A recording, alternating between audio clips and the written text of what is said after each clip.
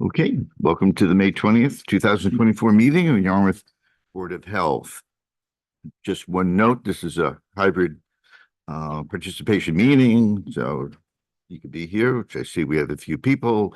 People can certainly zoom in. There are plenty of instructions of how to do that on the town website. To start with, we just need attendance. Hillard Bosky. Larry, are you present? Just raise your hand and say aye. Yep. Charlie? Ah. Like that?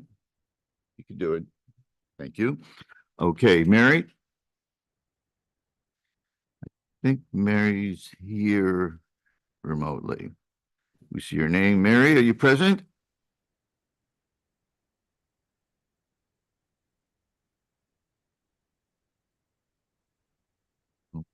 She's audio's off on her part, or She put her microphone. You just love it. I'm sorry? I said, don't you just love it? What? Cooperation from the people that are supposed to be on the board.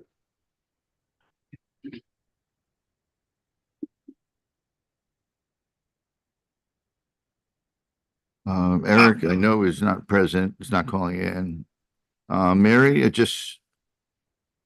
Yes, you you can, Oh, can you great. hear me? Yes, Very well. I've logged in from the car at a parking area, so I'm going to go ahead and listen in on the way home now. Okay, that's great. I appreciate that. And I'm also appreciative you're not driving at the same time. Okay, Okay, let's go then. Okay, so the first item in the agenda is a discussion on the tobacco tax warning letter. This was to Brothers Food Mart at 444 Route 28 West Yarmouth. Apparently on April 11th, 2024, a warning letter from the director of the Mass Department of Revenue went to this business. I'm not sure that the board has seen this before, not this particular instance of having this occurred in town that is brought to the Board of Health I'm aware of. Right. So this is not any violation, or you have no authority. It was just Right. by point of information, and the owner is here to give an explanation as to what exactly happened. Right. I mean, it's relevant to us because of tobacco and, Exactly right. e-cigarettes and, oh, great. Someone come up, please. Just introduce yourself. Yes. Oh, have a seat. Just speak into the mic and just for. Everyone, just how for the are you? record, introduce yourself and, So because what happening? sorry, I didn't catch your name, sir. My name is Sunny Prajapati, last name, and I'm from owner in the Brothers Food Mart. Okay, welcome. Happening is because before the one day, as my sales report is given to 3 unit for sample pieces. And my employee, he put in the for selling in the shelf. And next day, the revenue department guy is coming in he's given to just morning. I'm not sure I followed all that. Jay, So you perhaps know. what he explained to me earlier before the meeting was that a sample was given by the distributor, right? Yeah, Please that's correct me. yeah, distributor. So it isn't marked properly as far as, it is not for sale. It was a sample. And as it turns out, even those samples, I don't believe you've moved forward as far as selling those products. No, that's the new product. And it mistakenly got put in as on display for sale. And coincidentally, Bob Collette coming in the next day, I believe it was the next day. Next day, yeah. Next day, and Morning. the circumstances happen, he sees that. And it's a violation. It didn't have the tax code on there. Right. And so a display got put up inadvertently and mistakenly, and it got caught and triggered a warning by the state. Have you decided to appeal or not? No. No, okay. And what's the mechanism that Revenue Department, how do they go about, identifying a problem? Jay, are you aware of it, how that happens? I'm not. I am not. I'm assuming, well, maybe you could explain to us. Was Bob in there? It wasn't a compliance check. He was in there doing a routine check for They came in every year, same thing, routine checking. just routine checking, looking for signage, things of that nature? Yeah. Okay. Yeah, it just coincidence and Yeah. some bad luck mixed in there as well. Right, so have you given this some thoughts so this doesn't happen again, which would obviously be in your best interest? That was as well. I'm not never taking any more in the grocery stuff and, any product, I'm not taking sample anymore. Okay, Yeah. all right. So it sounds like you've given us some thought. That's great. Sure. All right, just look out for yourself. Yeah, thank you. Any questions from the board? So what involvement could we have with this? You know, through the chair, Not to- nothing. This is This is for information, Point- really. point of information, doesn't fall within the town's regulations or your board regulations for tobacco. This was simply a point of information. All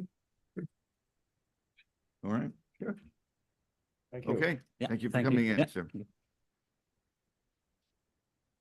Okay, we have a full agenda tonight. Now, we have some presentations here. These are some human service grant request applications and spreadsheets and so on that people have submitted. The town has basically, been generous this year. Yep. The budget for us to distribute, I think it's $60,000. Is that correct? By a point of interest, by a point of historical perspective, in 2014, the board had asked for, well, predates me, but this has gone on since 2014 where there's funding, and this is really unique for Yarmouth and quite frankly, a credit to Yarmouth where, this is now outside the margins of public health where we're doing the social determinants. Those other nonprofits and not-for-profit agencies are funded, but it strengthens and enhances the quality of life for the community. And so there's a funding opportunity here. This is now the 10th year, and we have 12 applicants that have put forward an application of varying sizes. For applicants, the board will then hear from a 10-minute presentation, and then probably at a subsequent meeting, there'll be some deliberation and adjustment as to what that funding level is. Okay, so just as courtesy to other applicants, to the health department and the board to try to reduce your time to 10 minutes for a presentation. You don't need to use it all. And we have many more applicants than we've ever had since 2014, which is great. It gets complicated. The organizations are all great. They provide invaluable services. It's tough sometimes to compare different organizations from our standpoint of view. That's all. So we have some work to do. Let's start at the top. Right now, I think we have 12 applicants. The first is Visiting Nurses Association of Cape Cod. So please come up, sit down. The mic is yours. Just to introduce yourself for the record. Okay, thank you. Out first. It's all yours. Sure. Thanks, Meg. Thank you. Great, thank you. Thanks. Thank you. Thank you, Meg.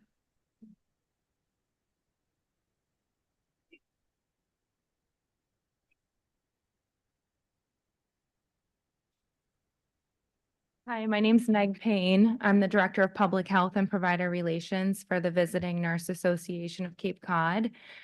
I have been with the VNA since 2015, and I've been giving these presentations since 2015. So thank you for having us again.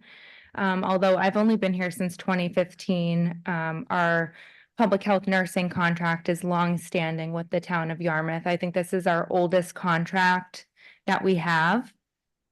And from my understanding, dates back about 30 years. So this public health nursing contract allows us to provide much more than just nursing. It is a well-rounded public health offering to the town residents. So I'll do a quick overview of what we've been able to provide this fiscal year up to this point. So with our maternal child health nursing service, we offer prenatal care and postpartum care to moms and newborns and their families. We also have, we offer baby clinics in Hyannis at a baby center open to all of our patients. We also offer a perinatal loss support group for all of our patients. And all of our materials are translated into Spanish, Portuguese, and Haitian Creole. From July 1st, 2023 up through today, we saw 38 Yarmouth residents for prenatal visits. And we also made 72 postpartum home visits. So those are duplicated numbers. Our nurses are certified lactation counselors. They are undergoing perinatal mental health certifications next month. We do address mental health while we're in the home, both prenatally and postpartum. And what we do is try to connect these families to resources that they may need leading into the birth of their baby or babies to help set them up for positive outcomes. Our contract was able to support 7 of these home visits. So for families without insurance or who are underinsured, our contract funding was able to support 7 families. We also have a town nurse and a town physical therapist that is separate from traditional VNA home care and hospice. These are home visits we deliver to residents who don't qualify for certified home care. So an example I have of a Yarmouth resident is this person was being seen at the cancer center, had a new diagnosis, and was feeling overwhelmed. The cancer center reached out to us and stated that they had concerns. This person wasn't taking care of themselves. They weren't eating properly. They were losing weight, and they appeared very disheveled when attending appointments. So that raised a red flag. I followed up with Jay. Jay gave us the okay to go out and see this person and provide some extra teaching and education and some additional support when communicating back and forth with providers. And we were able to get this person in a better place, in a better state of mind so that they could help better manage their diagnosis. Another service that we provide for the town of Yarmouth is communicable disease surveillance and follow-up with the state. So anytime somebody goes for testing at a provider's office, urgent care, emergency department, PCP, and they test positive for a reportable disease, the specimen is sent to the state lab, and then the state will alert us of someone within our jurisdiction who has tested positive for example, babesiosis is a reportable tick-borne disease. So we get alerted to that. We follow up with the individual, gather information, and send that back off to the state, and that's how they come up with their statistics and their reports. So from July 1st, 2023 up through today, we saw just under 600 reported communicable diseases in the town of Yarmouth. And I know that number sounds staggering, but that's pretty common for what we see across the board. So we're also the town public health nurses in 14 other towns here in Barnstable County. And so that is pretty consistent with what we see across the board. Another service we provide for town residents is immunizations. We provide large vaccine clinics and also homebound vaccine clinics. July 1st, 2023 up through today. We provided 14 residents with homebound flu and COVID vaccines. And then we also provided a clinic at the Maplewood skilled nursing facility where we were able to administer 28 high-dose flu vaccines, 13 regular flu vaccines, and 29 COVID vaccines. We're also the part of the Vaccine for Children program with the state. We offer free vaccine for children who have recently moved here from out of the state or out of the country and need certain vaccines in order to attend school and camp. So we have relationships with school nurses for students that need to be caught up on vaccines. We were able to serve, again, this fiscal year so far, 11 children who are residents of the town of Yarmouth to get them caught up on vaccines. We do a lot of exercise programs, educational presentations. So this year, we were able to provide 2 presentations at the Yarmouth Senior Center. One of them is called Know Your Numbers, and that's all about vital signs and why they're important and what, appropriate ranges are. Another presentation we just offered on May 13th is stroke awareness. So we brought in some of our colleagues from Cape Cod Hospital to help us present on stroke awareness to at the senior center. We also, this past Friday, participated in the Yarmouth Senior Center Health Fair, where we provided information. We did some cholesterol screenings, and it was a good time. So that's just a really high level overview of what we've been able to provide this year. I also included, we do offer bereavement support groups twice a month at the senior center.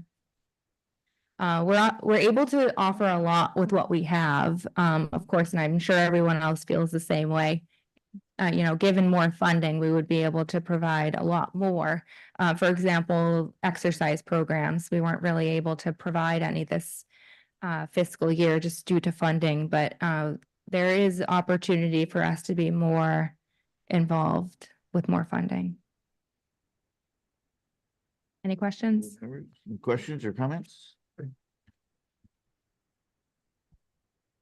I just had one or two.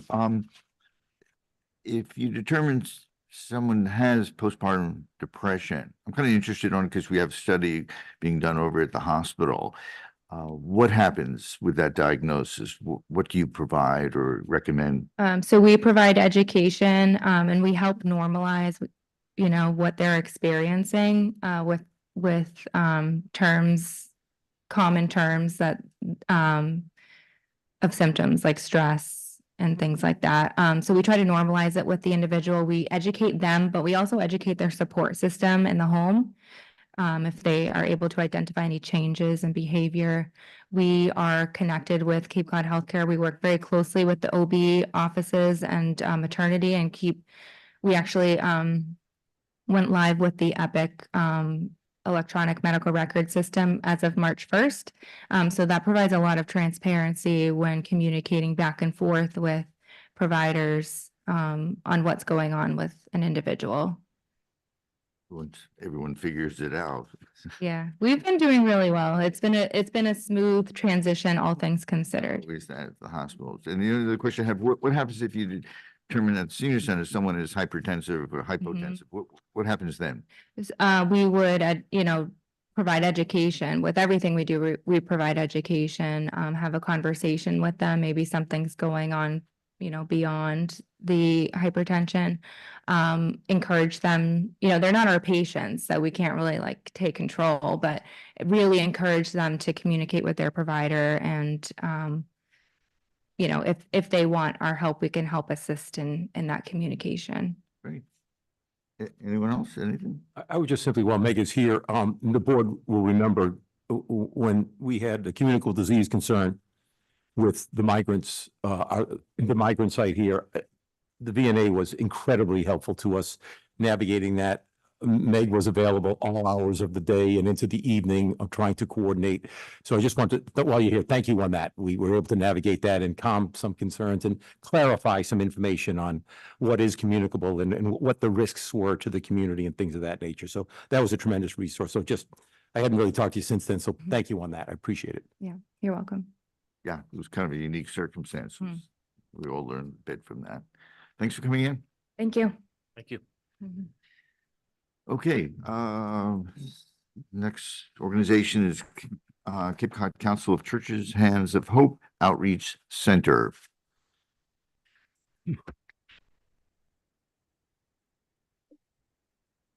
Evening, my name is Catherine Driscoll. You just need to be closer to the mic. That's all. So Okay, people at home Catherine can hear you. Driscoll, Great. and I just wanted to give Thank a you. brochure. You Sure. can hopefully give them out to anyone who calls the town offices asking for any kind of financial assistance or food assistance. That's our primary goal. We've been working with the town for probably at least the 9 years that you've been doing it or more. The Council of Churches celebrating their 63rd year this year.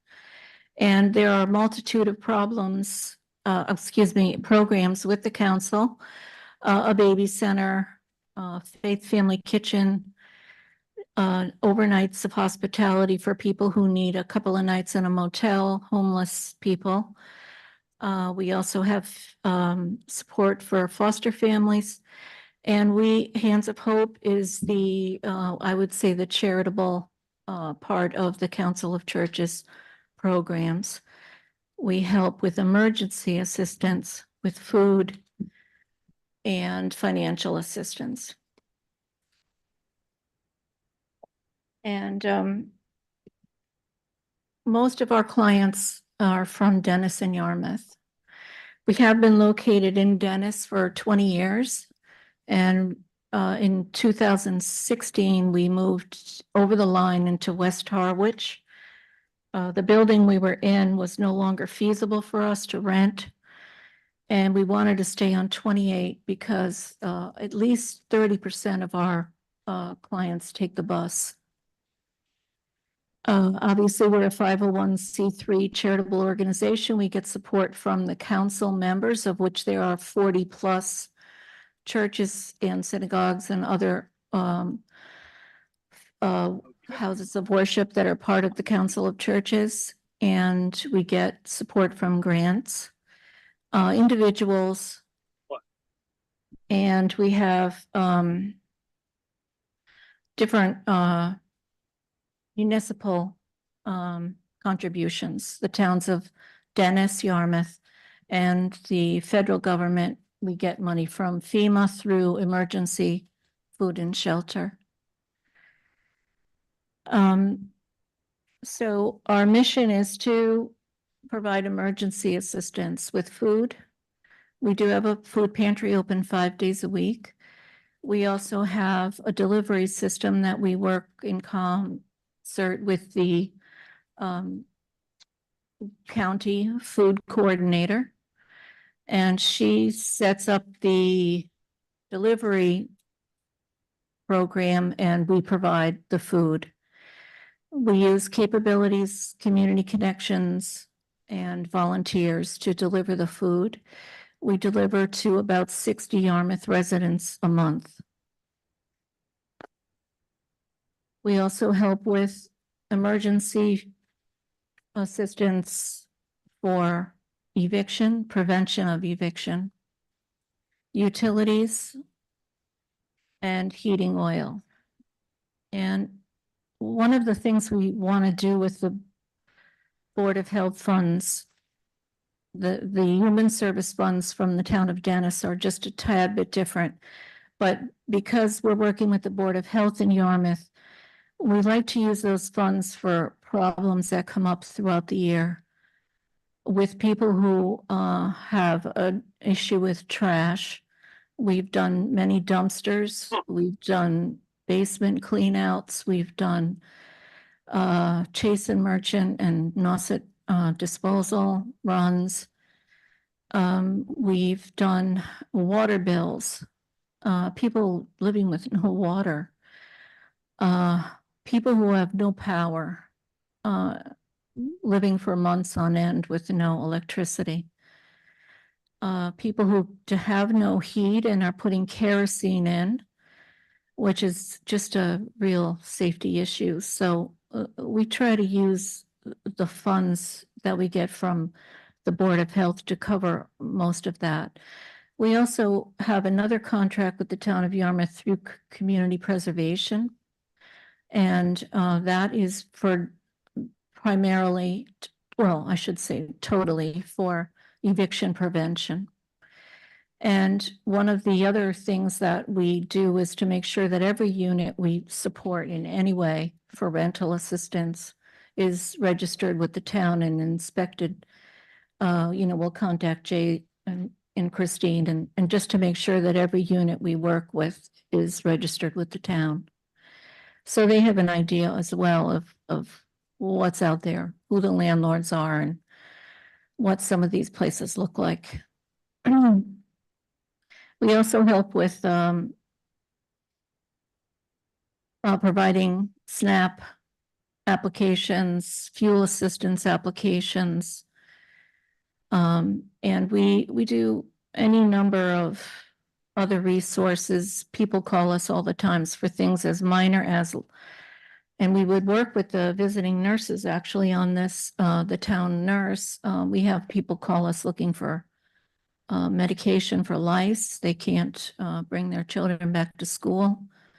And they can't afford something as like that. So we have many personal requests as well. Last year, we helped 539 people in the food pantry, including the deliveries. We helped 89 people for, 89 households. I'm going to say 539 households, excuse me, not individuals, for food. We had 89 households received help with just this portion of the funding we receive here. There's different numbers for community preservation. This 89 households were for eviction prevention, rent, not the rent that we see through the CPA, where people are 2 and 3 months behind thousands of dollars. This might just be where they paid what they could and they're a little behind. And we can make, because it's so hard, we all know, to find a new unit now. So if we can help keep somebody in a unit, and it also keeps some continuity in the schools for sure, to have people moving in and out of the town. And that 89 households also include utility shutoffs, reconnects, delivery of heating oil, water bills, trash disposal. We've even bought a couple of, in the past year, we've bought some Yarmouth stickers, not for the beach, but for the dump.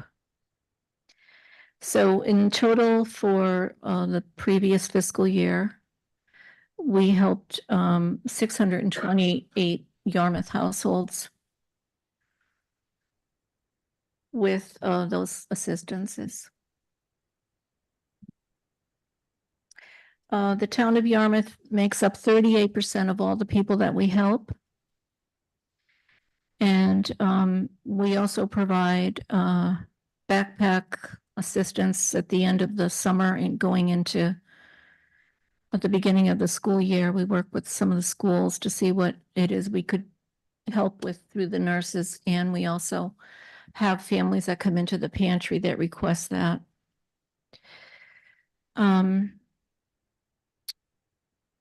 Most of our funding, I believe I said, was from 20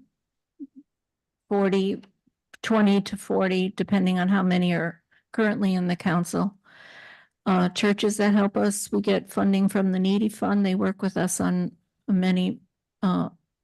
We also work with the St. Vincent de Paul on many ways that we have to get together to help one particular household. And we get annual pledges from our individuals that help us. We get help from different golf clubs and Dennis and Yarmouth Men's Club, the Board of Realtors, and the members of Multiple Listing. So that's what we do. A good summary. You're welcome. Board member, Questions on the dumpsters and cleanouts is, do you just supply the dumpsters and have the residents do cleanouts, or do you have a team that help?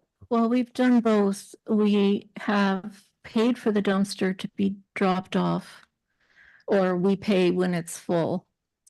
And we've also had a Boy Scout troop go and help.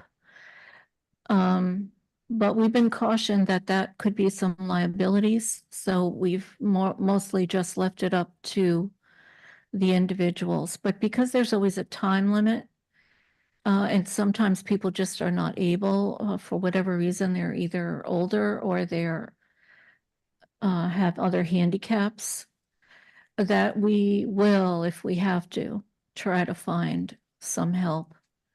Okay. Is there a limit, like, on how much or how, like, if it's excessive? Well, the last dumpster situation we had, it was $1,800. So it was 2,900 fill-ups. And, at that point, I would call Jay and ask for an inspection. I mean, some of the time when you go, you can see that they haven't been able to go to the dump. And it's a buildup of trash bags. Yep, okay. And so that might not even fill one dumpster. So it depends on if it were extreme, we would not do anything ourselves until we got some guidance. Right. Thank you very much for that. Mm-hmm. Anyone else? Mary, just speak up if you have something, okay?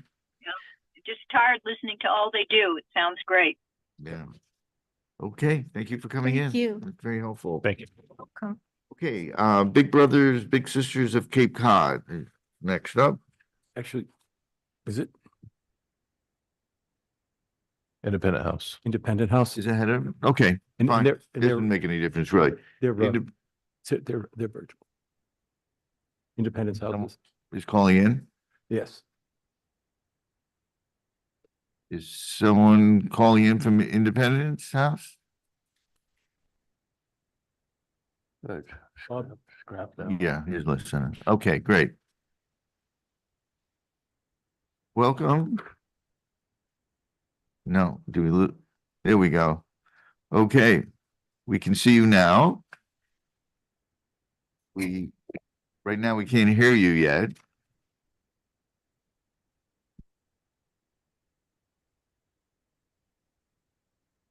Okay, how's that? And that's complete. Yes, you're fully present.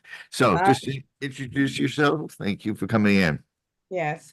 Good evening, everyone. My name is Lisetta Hurge Putnam, and I'm the executive director of Independence House, which is an organization that provides resources, support, advocacy to victims / we say survivors of domestic and sexual violence. What I want you to know about Independence House is that we've been on the Cape for a long time, since 1979, founded on Cape Cod by Cape Codders. And our mission back then was to provide a safe place for, at the time, women who were victims of domestic violence.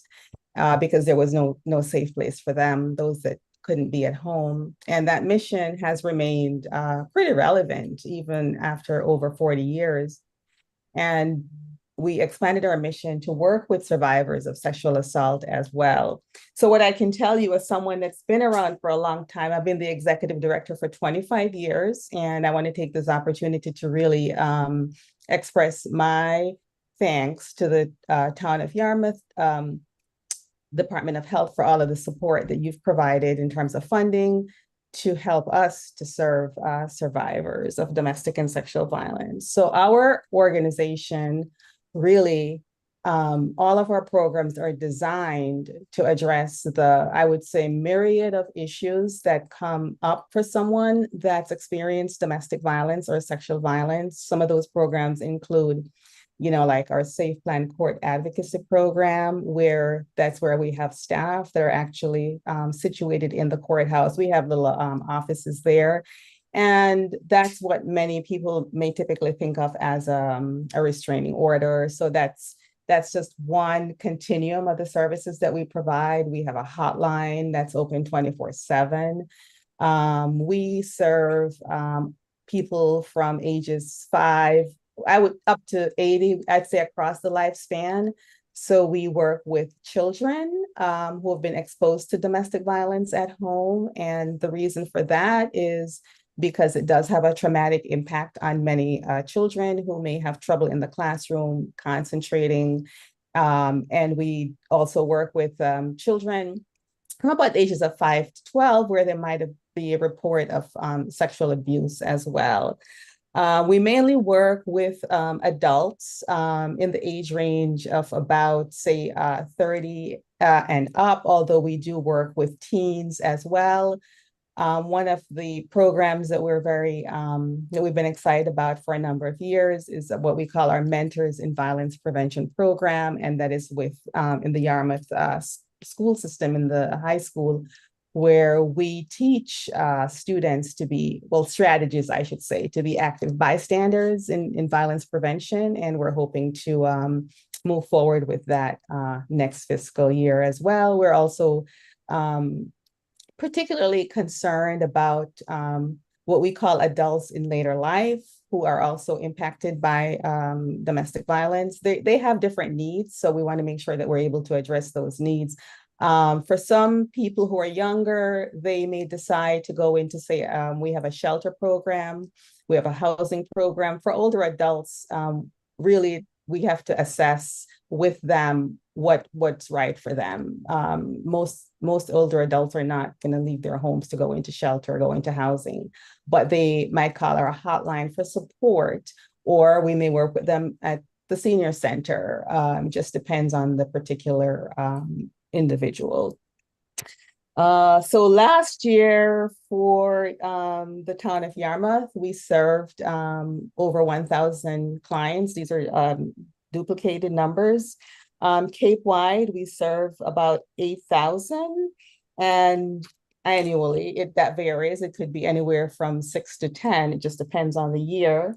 And our request to the town of Yarmouth is for $12,000. 9,500 of that is for what we would call quote unquote general domestic or sexual violence services.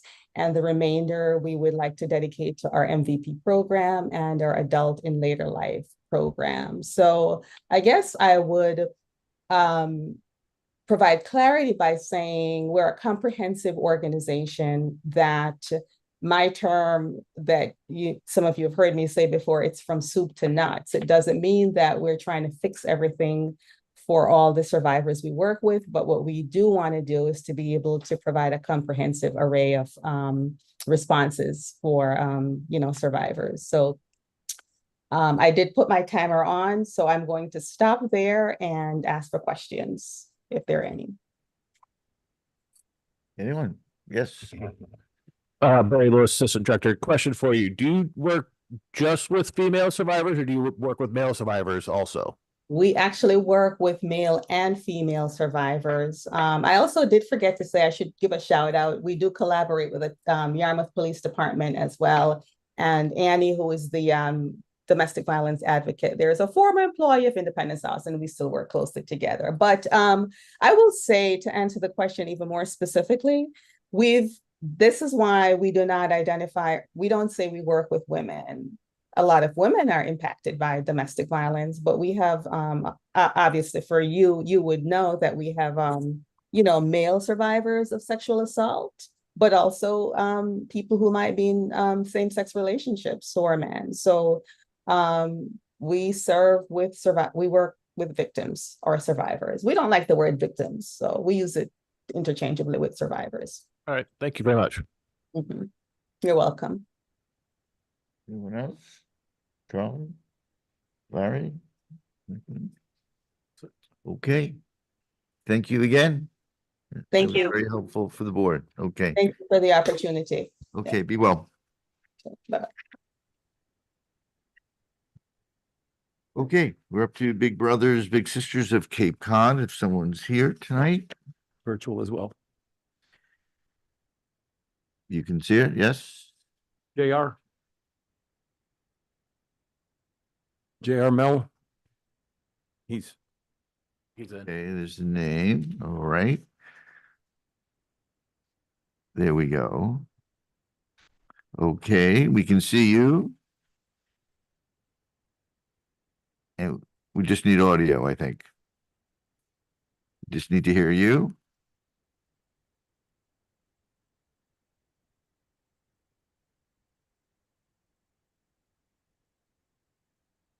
Can you hear me?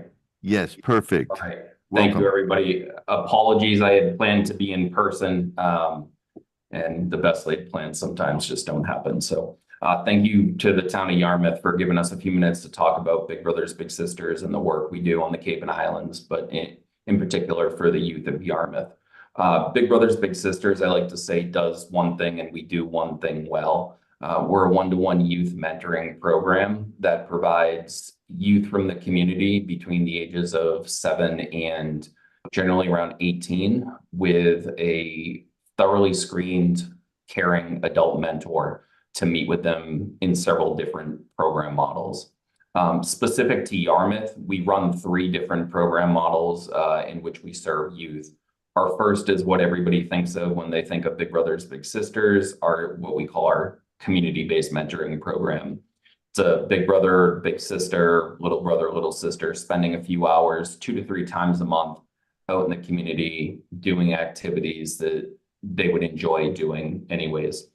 Our program really focuses on the core of social and emotional learning for kids. And no matter what our program model, each kid is evidence-based to show gains in what we measure for social and emotional learning, calling the 6 C's.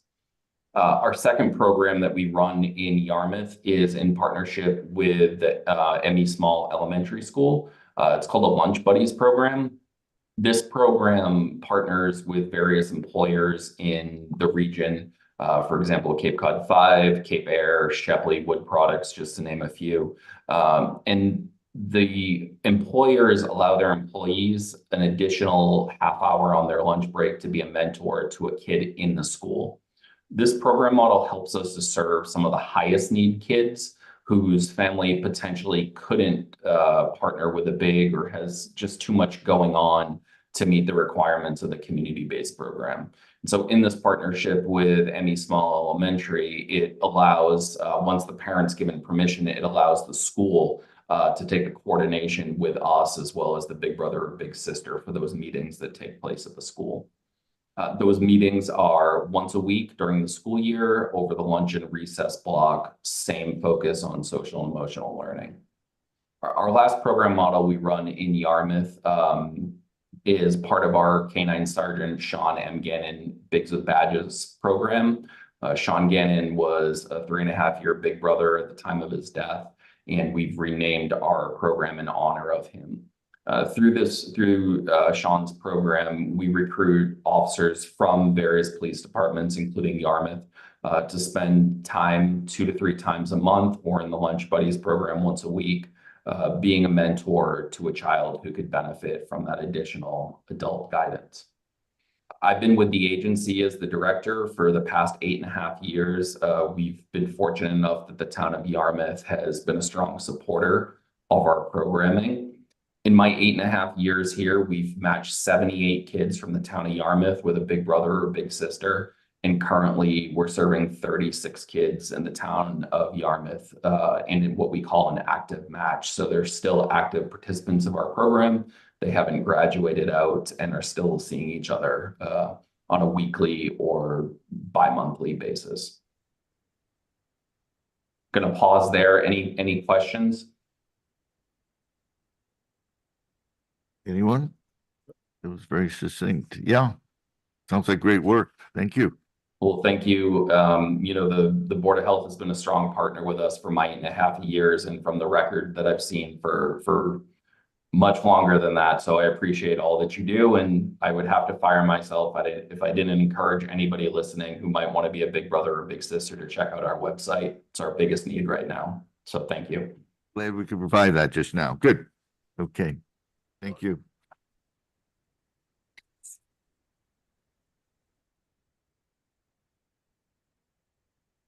Mr. Chairman, if I could, I just want to introduce the newest member of the Board of Health has joined us, Monique Daly, and she's taking over what was Erica Polite's position.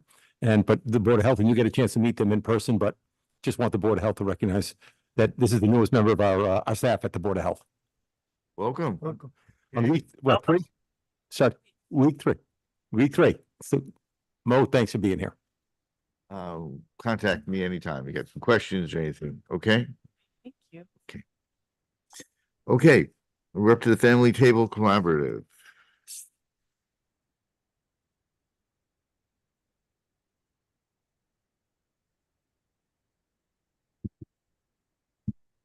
Thank you. My name is Harry. It's a Family Table Collaborative, a local nonprofit here in Yarmouth. We are all of 4 years old about this month. We started during COVID, and our mission is to provide healthy, prepared meals for people who need them. So we have, this is the first time before this board and for this application, and I filled it out at the suggestion of the senior center, Yarmouth Senior Center. So in the course of the past 12 months, we've provided about 35,000 meals across the Cape. These are prepared meals. Think of them just like takeout you would from a restaurant, and people take our meals are already cooked and prepared, bring them home, heat them up, and they're good to go. Specifically in the town of Yarmouth, we've in the past 12 months, we provided 1,815 meals in the town of Yarmouth to both the Yarmouth Senior Center and the Yarmouth Housing Authority offices. So we reach out to them every week to find out who needs meals and how many they need, and we prepare them and then deliver them. We do some open distribution where we have people text us and we give them a time and date and location to pick them up.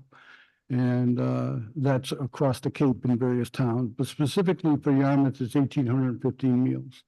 And so my calculation was based on looking for a little bit of support out of this Human Services Fund to offset about $3 a meal.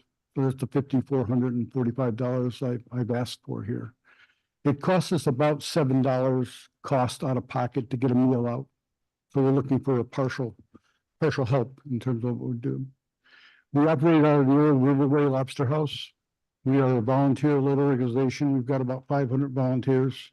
We take in donations of food, but that doesn't cover everything it takes to put a meal out into people's hands. We do a good job of getting donations on produce and veggies and starch. Nobody ever donates protein. So that's where the dollars go in terms of buying food we need to produce the meals.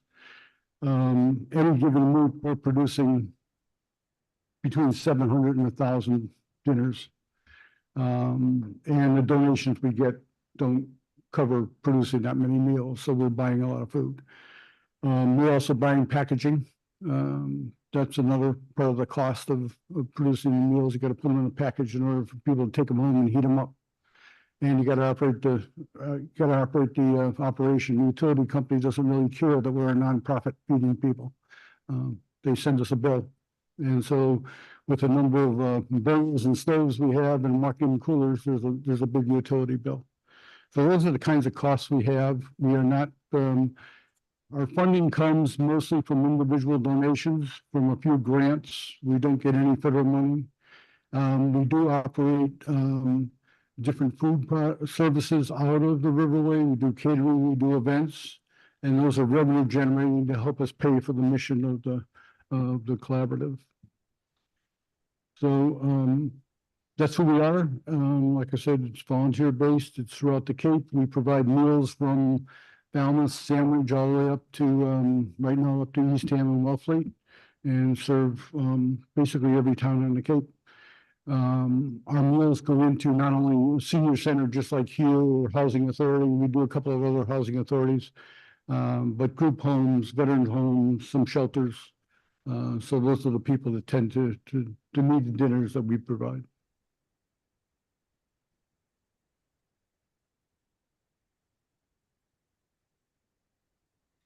You provide any meals directly to people's homes where they're not able No, to travel? we do not deliver to homes. Okay. We deliver for a couple of reasons. Number one, it takes a bigger army than we have. But also, what we found over time is that often the people who in need of a meal also need other services. We're not a social service agency. We provide meals. And so it's better that we put the meals in the hands of the folks that are closest to the people, into the shelter or the group home or the senior center or whatever. And they know the clients better than we ever will. And so it's better that they do that. Are there any opportunities where you can get food from off Cape or from Boston that can be sent to you?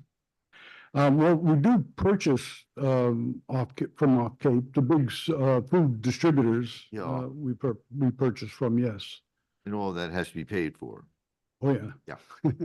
Yeah. But the donations we get, typically, the biggest donations we get of food, are from Whole Foods Market, Stop and Shop here in Yarmouth, and the Capabilities Farm, Barnstable Organic Farm, and Chatham Bars Inn Farm.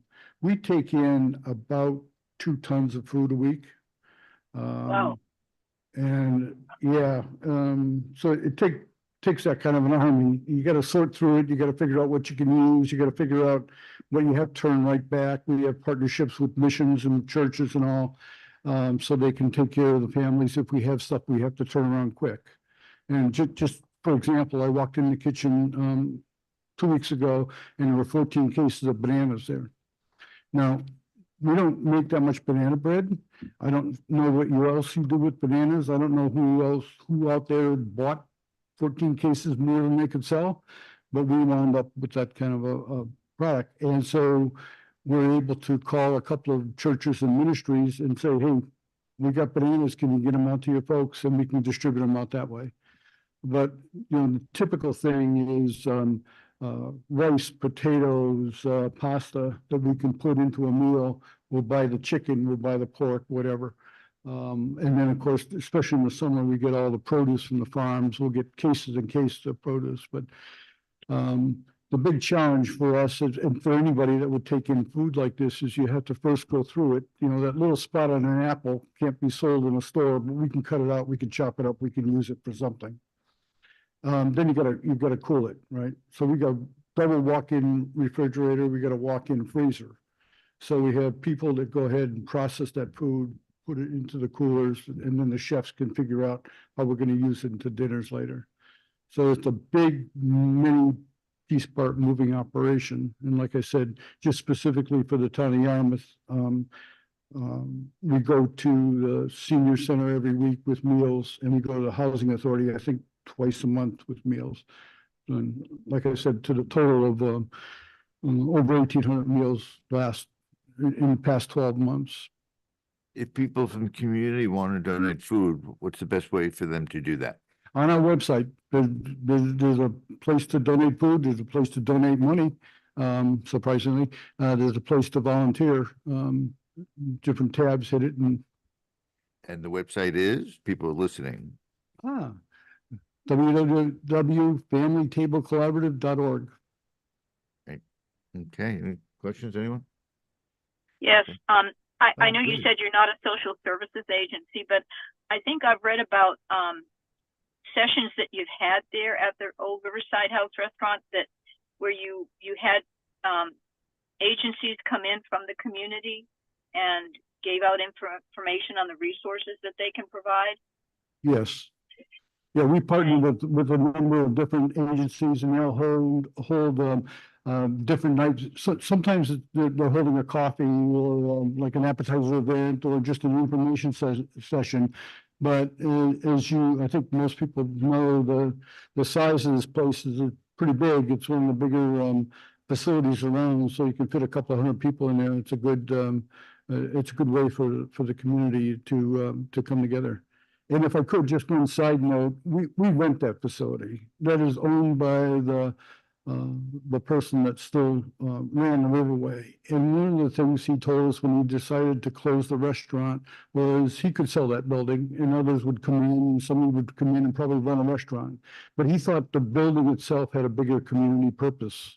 And rather than sell it, he wanted to see it go to some community purpose. And so luckily we found each other and were able to do that there. So just to what you just said, ma'am, we have a great space that the community can use, and we do use it for a lot of different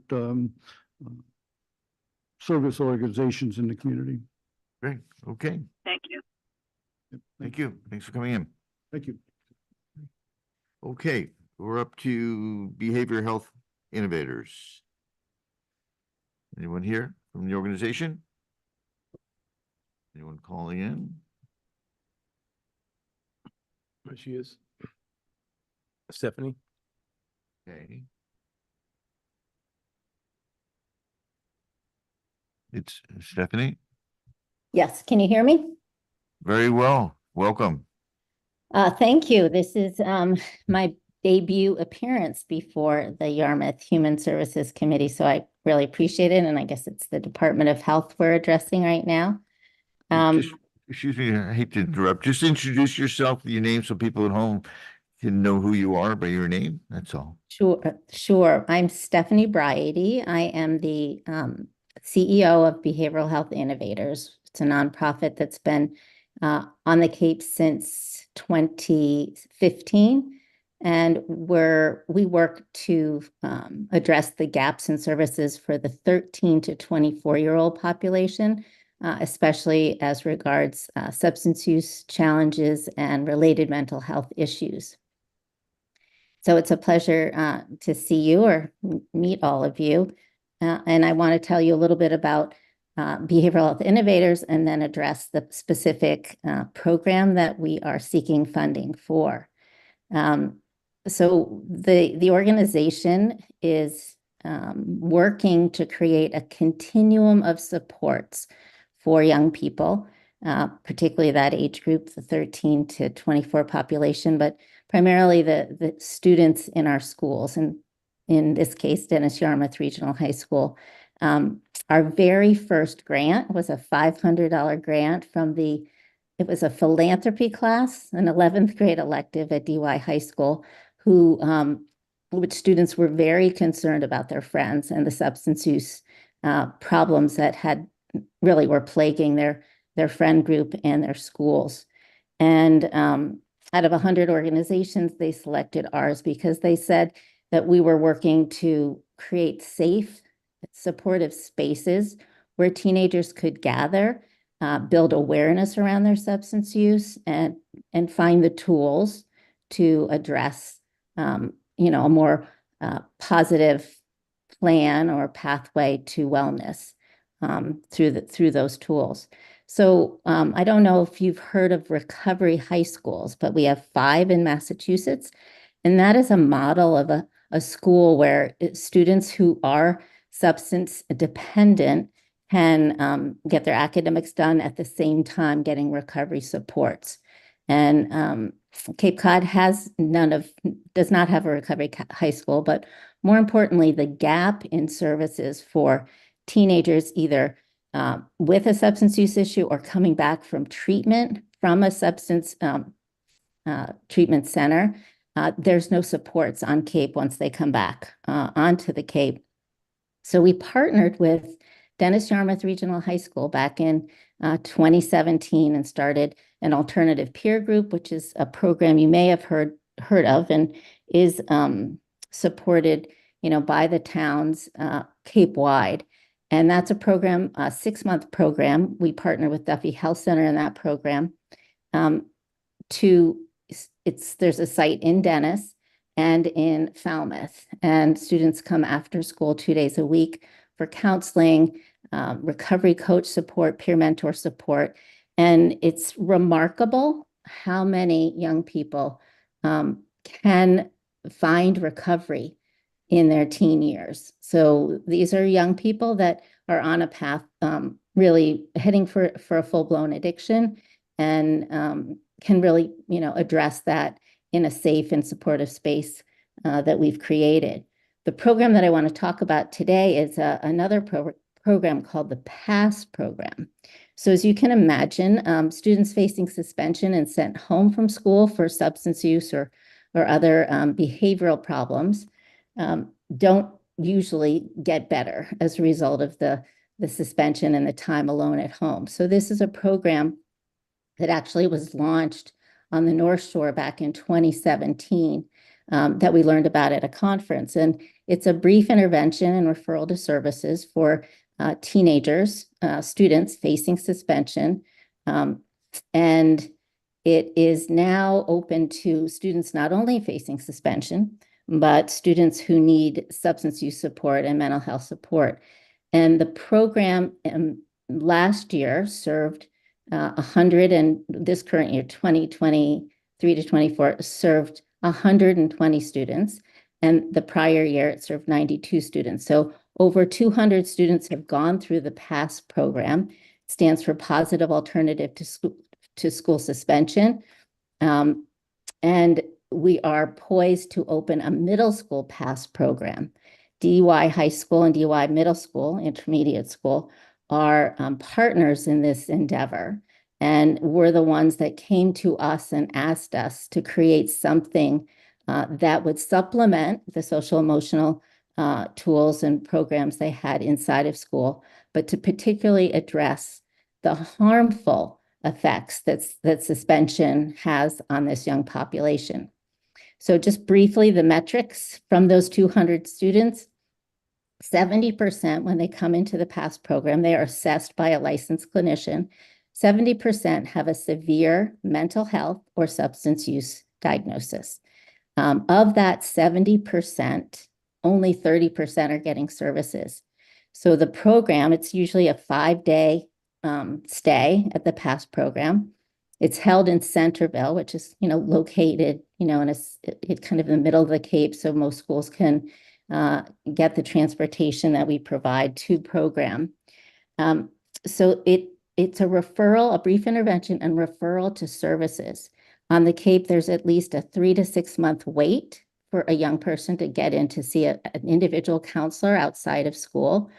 And one of the things that we've learned in the practice of the program is that students are much more likely to self-identify concerns outside of school than inside of school. So for example, one of the adjustment counselors at DY said, we've known since this student was in 7th and 8th grade that they had likely had a substance issue, but they would never open up and identify it. And when they came to the PASS program, speaking to the counselor there and being with other peers from other schools, they were very open and ready to share what their struggles were and to get some support. So there's a reentry meeting back into school when they complete the 5 days at PASS, and they have, strategies and plans. And more importantly, they're referred to services. So some of them with the substance use issue can go to the alternative peer group program that I mentioned.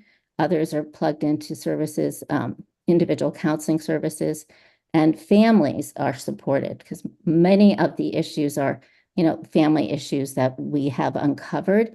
And when we get the family the support they need, then there is, you see the wellness, show up in the young person. So most of the students who fill out the survey after PASS, and we do a survey with the school 30 days out and 3 months out to see how they're doing. Most of them will say they want to go back to PASS. They wish school was like the PASS program. They do get their homework and schoolwork done in real time. There's a tutor there. And it's really kind of Cape Cod's version of a recovery high school, if you will. And I'll take some questions if there are any. That was great presentation. Thank you. Anyone?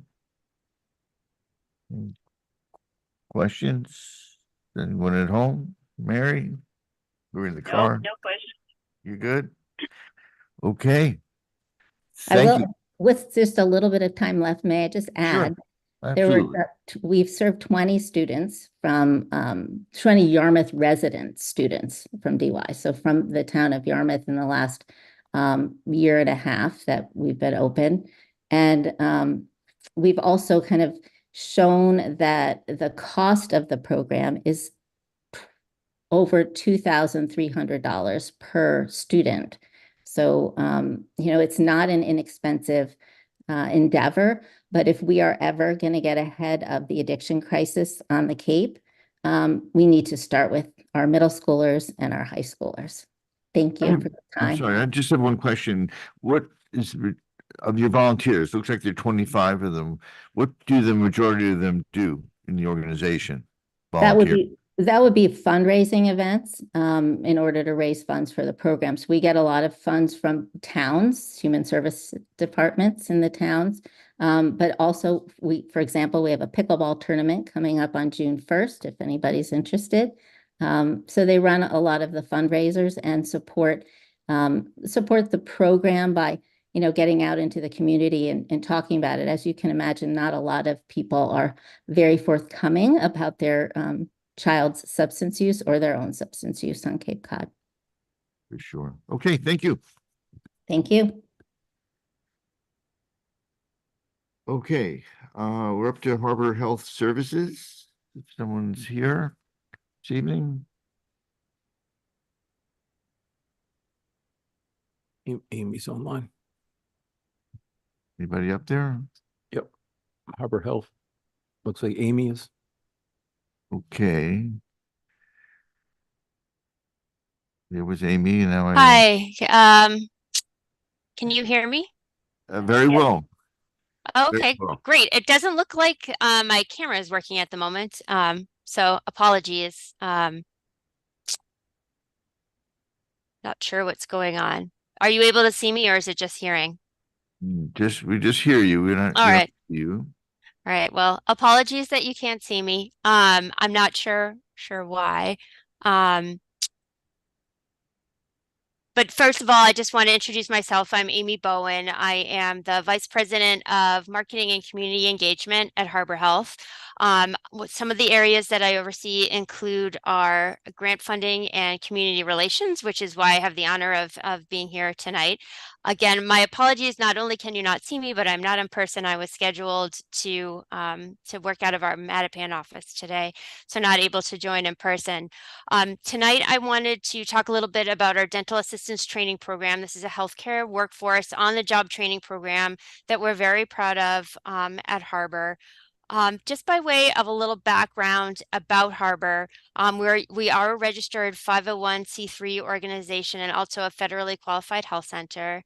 That means we serve everyone regardless of their ability to pay or their insurance status. And one of our primary focuses is really providing access to healthcare and social support services for underserved populations.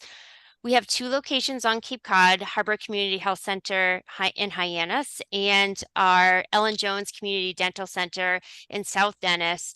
Between the 2 locations, we provided care for about 2,400 individuals from Yarmouth in 2023. Very interestingly, and particularly important for this program, we're one of a very limited number of dental care providers that take Mass Health, which is Medicaid, for adults and children on Cape Cod. Our proposal is for $10,000 to support a dental assistance trainee at one of our Cape Cod dental locations for a training cycle, which lasts about 4 months. Just as a little bit of background about our dental assistance training program, right now you may have heard that there is a nationwide shortage of dental assistants. It's particularly challenging for Harbor on Cape Cod to find qualified dental assistants. We are competing against private practices, and we just are not able to compete with the salaries for this really in-demand position where there are just not that many people who are qualified dental assistants. And one of the big reasons that there are not a lot of qualified dental assistants is because the cost of the classes and licensure really create a lot of barriers for prospective dental assistants. Oftentimes people are looking at trading off a paid job to go to school to get classes and then pay for a licensure, which is just not very accessible for a lot of people who otherwise would be terrific and are very interested in pursuing a career in dentistry. Some background about Harbor. When we first opened Ellen Jones Community Dental Center in 2000, we were originally located at Cape Cod Technical High School. There was literally a classroom inside the practice where students who were in the high school's dental assisting program would go to class, and then they would come outside of the classroom and do on-the-job training, like literally put the things that they were learning just that morning to use and in practice at the dental clinic. And we were there for many years until the high school moved locations. And then when Ellen Jones moved to its new location in South Dennis, we decided to really build on that knowledge that we had about on-the-job training for dental assistants and create a program that was open to the community that would really create that access for people who would be interested in becoming a dental assistant, because again, it is an in-demand profession. There's a nationwide shortage, so there is a lot of demand for this particular position. This way, we were really addressing a very chronic workforce challenge for us head on. It promotes an opportunity for year-round employment within our community, and it really would aid us in providing access to dental care services for our underserved patients. Just the reality is, no matter how good a dentist is, sometimes there are just procedures where you need 4 hands. You can't just do it with 2. And when we don't have enough dental assistants to help dentists with their procedures, they just are not able to see as many patients. So this program, the Dental Assistance Training Program, really helps address all of those things: the access to care, the access to year-round employment, and access to a new source of staffing for us. And one of the interesting things is, if you compare Harbor Health's the cost of our program, we cover all the additional courses that are required, like the basic life support training, a radiology course. We cover the fees for those classes while somebody is receiving on-the-job training. Usually when someone's hired, within a week, they're contributing to clinical needs, and they are paid while they are doing their on-the-job training. And typically we aim to have somebody complete the dental assistance training program within about 4 months. And at the end of that 4 months, they're taking the dental assistance license. You could compare that, say, with BU School of Dentistry, where it costs several $1,000s in order to take a dental assistance training program and complete the licensure. You're not paid while you're doing it. You're not employed. And same for some of the online programs that you could take. There's still a lot of costs associated with that. Since we started piloting the program, first at Ellen Jones, and then we expanded to Hyannis, and then have slowly expanded at our other locations off the Cape, in Plymouth, and in Boston. On the Cape, for example, we've had 13 dental assistants participate. Typically, we try and run it twice a year, around the fall and late spring and summer. So we currently have a session running right now. We try to train between 1 and 2 dental assistants at a time, that's just a way with staffing and making sure they have enough support while they are receiving training. And on the Cape, so far, since we have reintroduced the program in 2021, we've had about 13 participants participate in the training program, and we have about a 92% completion rate. People opt out of the program for a variety of reasons. Oftentimes it's personal circumstances that they're not able to complete the program. We've received really positive feedback, not only from the dental assistance trainees who just never thought they would have the opportunity to enter the healthcare workforce without to get this kind of on-the-job training without having to make some sacrifices financially on their end. So this was really a profound opportunity for them. And it's really, inspired our staff too, who gets to be part of training people for this new career and have them be part of the team almost from day one. So it's been really beneficial, both from this growing the healthcare workforce standpoint, and also for our staff just feeling motivated and inspired and really feeling like they're giving back to the community beyond just providing dental care and services, which is important, but just goes a little bit further. So I'm happy to take questions. We really, really appreciate all the support the Board of Health has given us in the past with funding for both of our health centers on the Cape, and hope you'll consider this proposal as well. Questions, anyone? Yes, how many of the 13 that you have trained and graduated have been retained as staff members for you? I'd have to double check. My colleague, Erin Mullaney, who is the practice manager at Ellen Jones, wasn't available to come tonight due to something previously scheduled. So I would have to check with her. My understanding is that the retention piece has been challenging for us. we are able to keep somebody, keep the trainee at least for a few months after they are trained.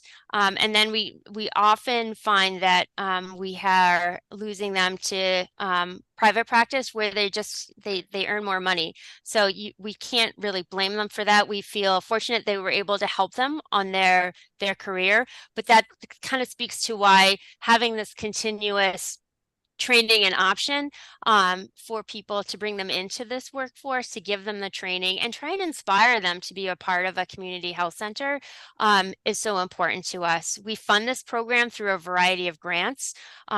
This is something that we try to keep going, and we try to offer to a variety of people. Often who don't really have any experience, and sometimes in some cases no degrees. So this really is a true entry level on the job kind of pathway forward for a lot of people. So we certainly understand if they are opting to go to a practice that just offers more money. But it does overall help with the workforce in the community.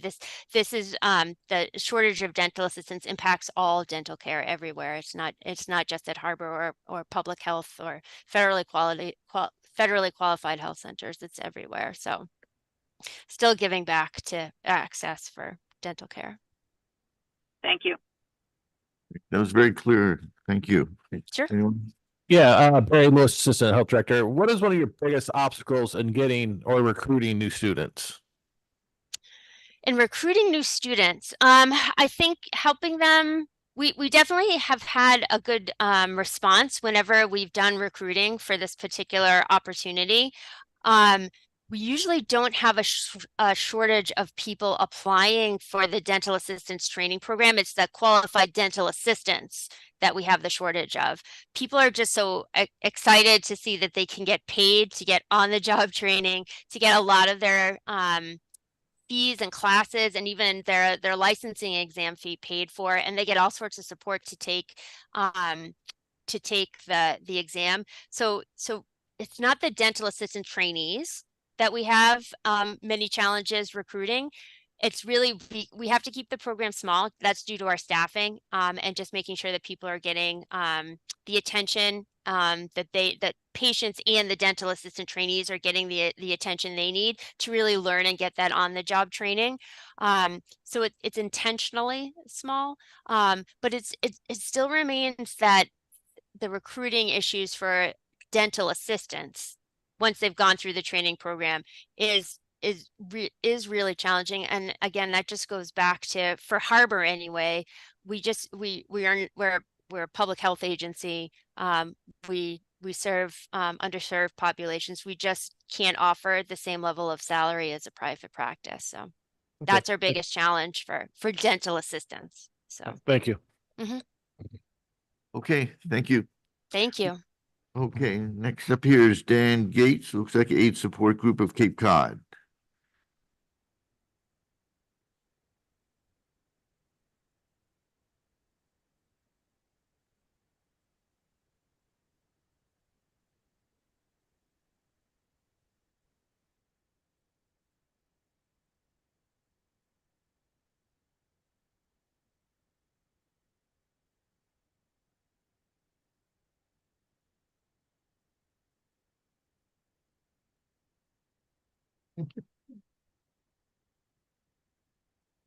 Thanks. That's fine. Thank you so much.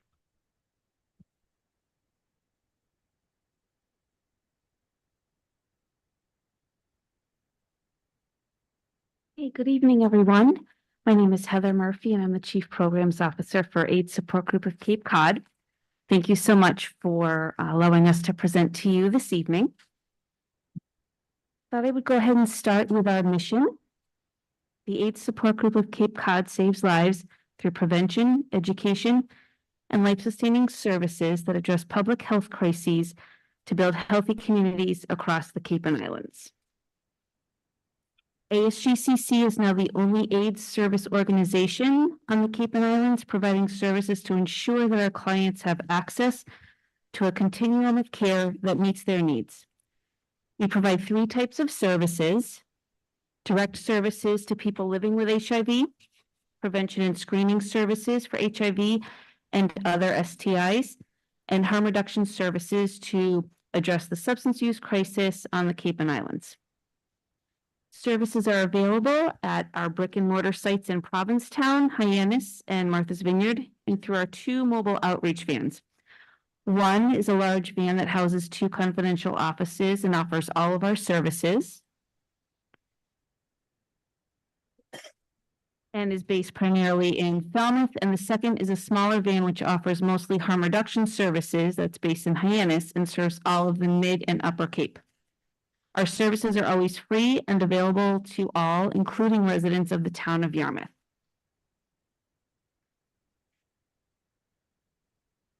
Examples of some of the services that we provide include medical case management for individuals living with HIV.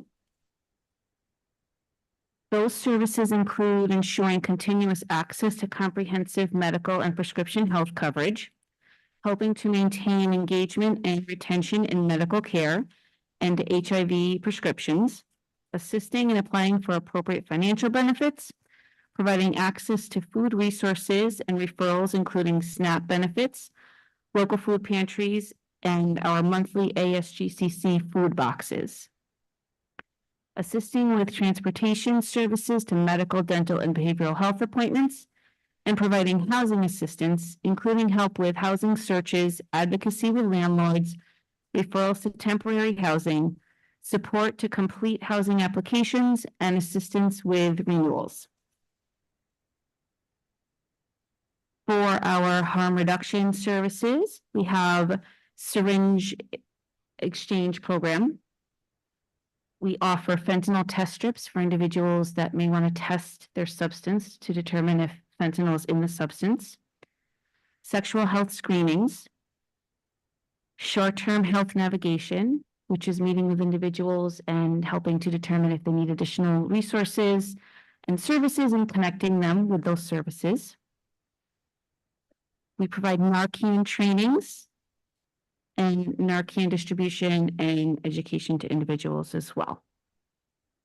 I've included in your packet information about the data for those services. We pulled a comparative analysis for FY23 and FY24 up to date.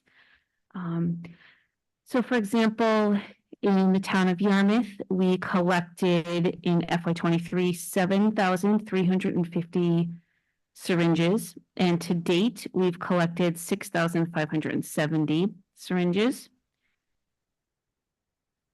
Fentanyl test strip distribution has increased significantly, as we know that fentanyl is sort of an emerging issue, and we want to make sure that people have the information that they need about fentanyl.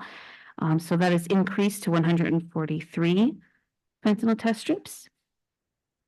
And for our case management services in FY24, so far we have provided case management to 21 individuals in Yarmouth and housing search and advocacy services to 3 individuals so far.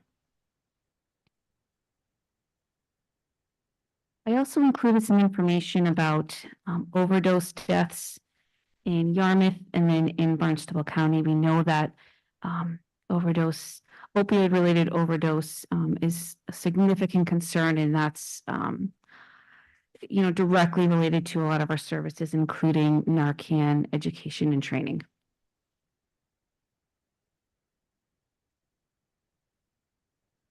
Does anyone have any questions?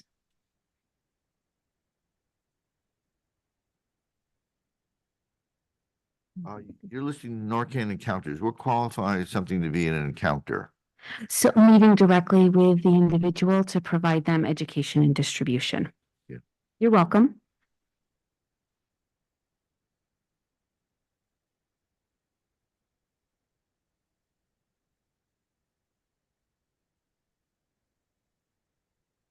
Any other questions, everyone?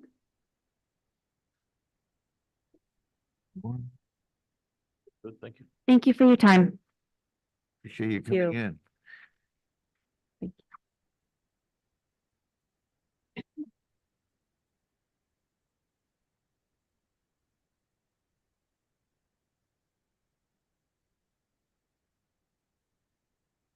Okay, capabilities is, So, Mr. Chairman, unfortunately, due to a scheduling conflict, you have their application, but they weren't able to be here tonight to present. They apologize, but just because of the scheduling conflict of their own, they couldn't be here. okay. So we certainly can discuss that when we talk about the whole thing. Okay, You have their package. so it's site loss services here on the list.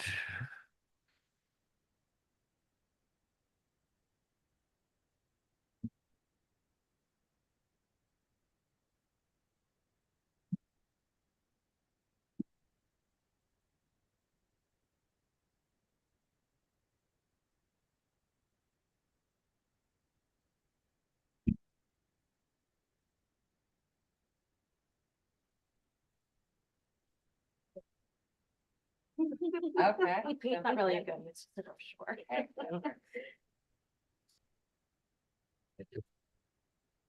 Thank you. Okay, thanks. Great, thank you.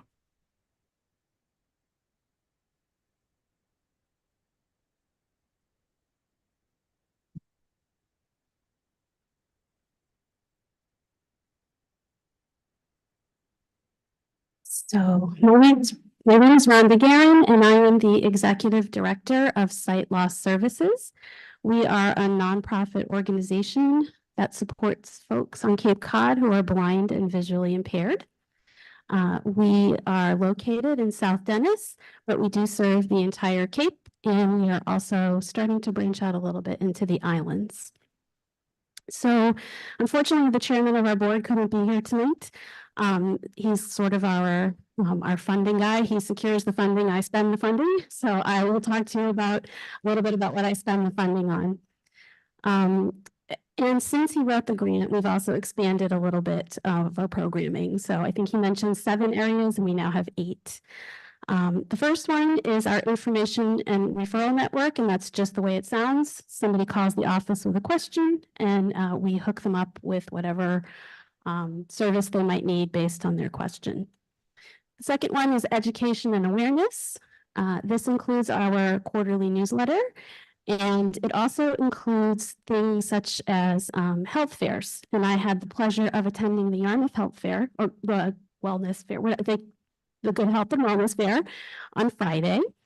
And I spoke to several folks, lots of folks actually, and we have a few new members of our support group that are going to be attending the next meeting, which is tomorrow. The next area that I wanted to talk a little bit about is the office visits and adaptive aids. People can come into the office in South Dennis. They spend about an hour with us and we go over all sorts of things. We start with things like lights. Lights are the first thing we talk about. And anybody who comes into the office for an office visit leaves with some sort of a light, either a mini light like this, or we have some larger ones. They also go home with some sort of a tint that is appropriate for their eye condition. In the case of macular degeneration patients, it's yellow usually. And then we have tints that are appropriate for glaucoma patients, for diabetic retinopathy. There are just a bunch of different tints. And what I like to tell people is it's like your hair, you come on in and I'll help you find your color. And then we'll get you a set of frames that suit you. And then everybody leaves with a magnifying glass, a lighted handheld magnifying glass. They are a little higher end than what you get at CVS or Ocean State Job Lot. We're really proud and really happy to send everybody who comes into our office home with one of these. And then our home independence visits. I actually just did one for a Yarmouth resident very recently. We'll go into someone's home, we'll look for tripping hazards, we will help them put touch dots on their appliances, we will put down duct tape, fluorescent tape on stairs, doorways. I will bring with me lights, tints, and magnifiers, and if they tell me the things that they're struggling with in their home, then I will pull things out of the office that might be helpful. For instance, if they're telling me they're having difficulty making phone calls, I may bring a large button telephone with me. One lady was having difficulty with her laundry, and she didn't want to put pods into her washing machine. This was actually a Yarmouth resident, and we came up with a system where her daughter would come over once a month and put detergent in a round container and bleach in a square container, pre-portioned. So she just felt the shape of the container, threw in what she needed to throw in, and with her touch dots knew which button to press on her washing machine, and therefore was independently doing her laundry. And then the three very most important things that we do, I'm sort of going to hook together. It's going to be our outreach and activities and our self-help support groups. Outreach, we call every single solitary one of our clients each and every month and tell them about their support group meeting. Here in Yarmouth, there are 3 support groups. Yarmouth is actually the largest population that we serve. There is one at the Yarmouth Senior Center. There is one at Thurwood Place. There is one at Heatherwood. We tried to get one going at Maplewood. It didn't work out so great, but I do go visit Maplewood once in a while. The support groups are a place where people can exchange information and ideas. Occasionally, there's a guest speaker. All of our support groups are led by somebody who's blind or visually impaired. And they're open to anybody who is legally blind or visually impaired and their family members. You do not qualify for services from the state of Massachusetts unless you're legally blind. And that means your vision is 2200 or worse in your better eye with correction. And not many people meet that threshold. And so for us, it doesn't matter if you meet the threshold or not. We're there to fill that gap until you are legally blind. But the state of Massachusetts only reimburses us for the legally blind folks. So that is where we find funding for the visually impaired folks from all the different towns on the Cape and some private grants that we receive. So outreach and activities are really, really important to us because vision loss can bring a level of isolation and depression that that can be really, really heartbreaking. So we try to get people out and about, not only to their support group meetings, but to different activities, such as we took a trip to the symphony, the Cape Cod Symphony. We have art classes coming up next week. We have a partnership with an organization in New Bedford that's going to come to a Wales in Motion program at our office, where a live musician is going to play music while the participants get to hold a whale sculpture that's going to be moving. The music is going to mimic all the movements of the whale. One of the things that we have been doing is we've been scouring the COA newsletters and the local library newsletters, and we find an event or an activity that our folks might be interested in, and then we arrange for a ride for them to be able to go. And we're hoping with more funding from them that we may be able to expand that program a little bit more and maybe find a few more Yarmouth activities for the Yarmouth folks. We have enjoyed a wonderful, I believe, 20+ year partnership with you. We're hoping to continue that. In calendar year 2023, we served 287 Yarmouth residents, and unduplicated Yarmouth residents. We offered them, we provided them a total of 1,803 units of service. The other big thing that we are starting to get into is a little bit of family support. There was a request for a family support group, so we're trying to get that off the ground. And the other area that we're sort of dabbling in, I mentioned that I attended the Good Health and Wellness Fair on Friday. And a lot of people come by and they'll say, oh, Sight Services, I'm not there yet. My vision is perfectly fine. So we are also starting some healthy vision awareness programs. May is Healthy Vision Awareness Month. So at the health fair on Friday, I was giving away sunglasses and eye healthy recipes and that sort of thing. So with that, I mean, we could talk about Sight Services forever. I kind of put it in a nutshell for you, but are there any questions?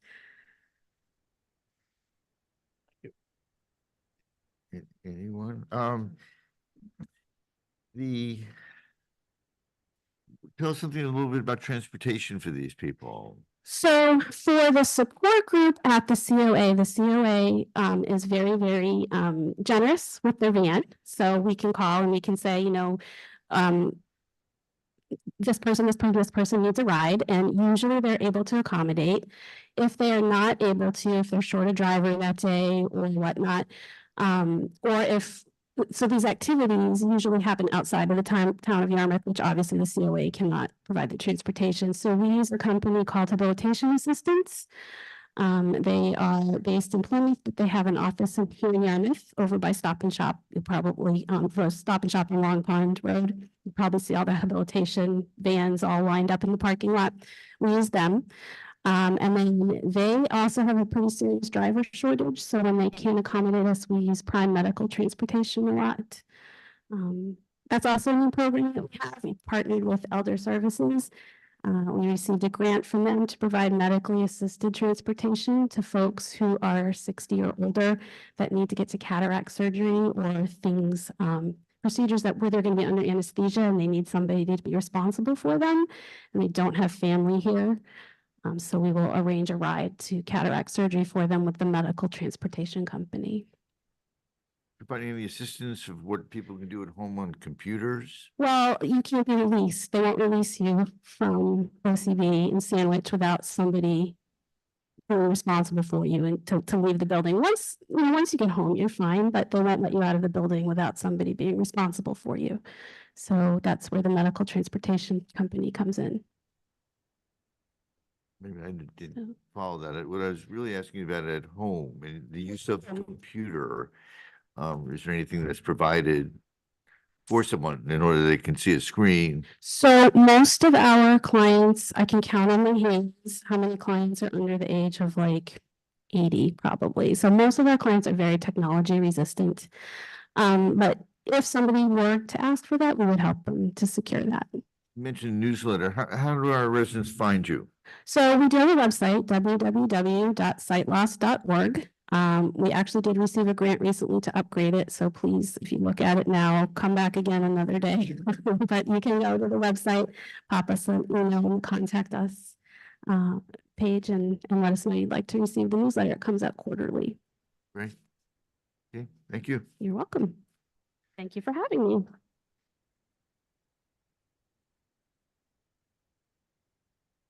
Okay, the Yarmouth Food Pantry.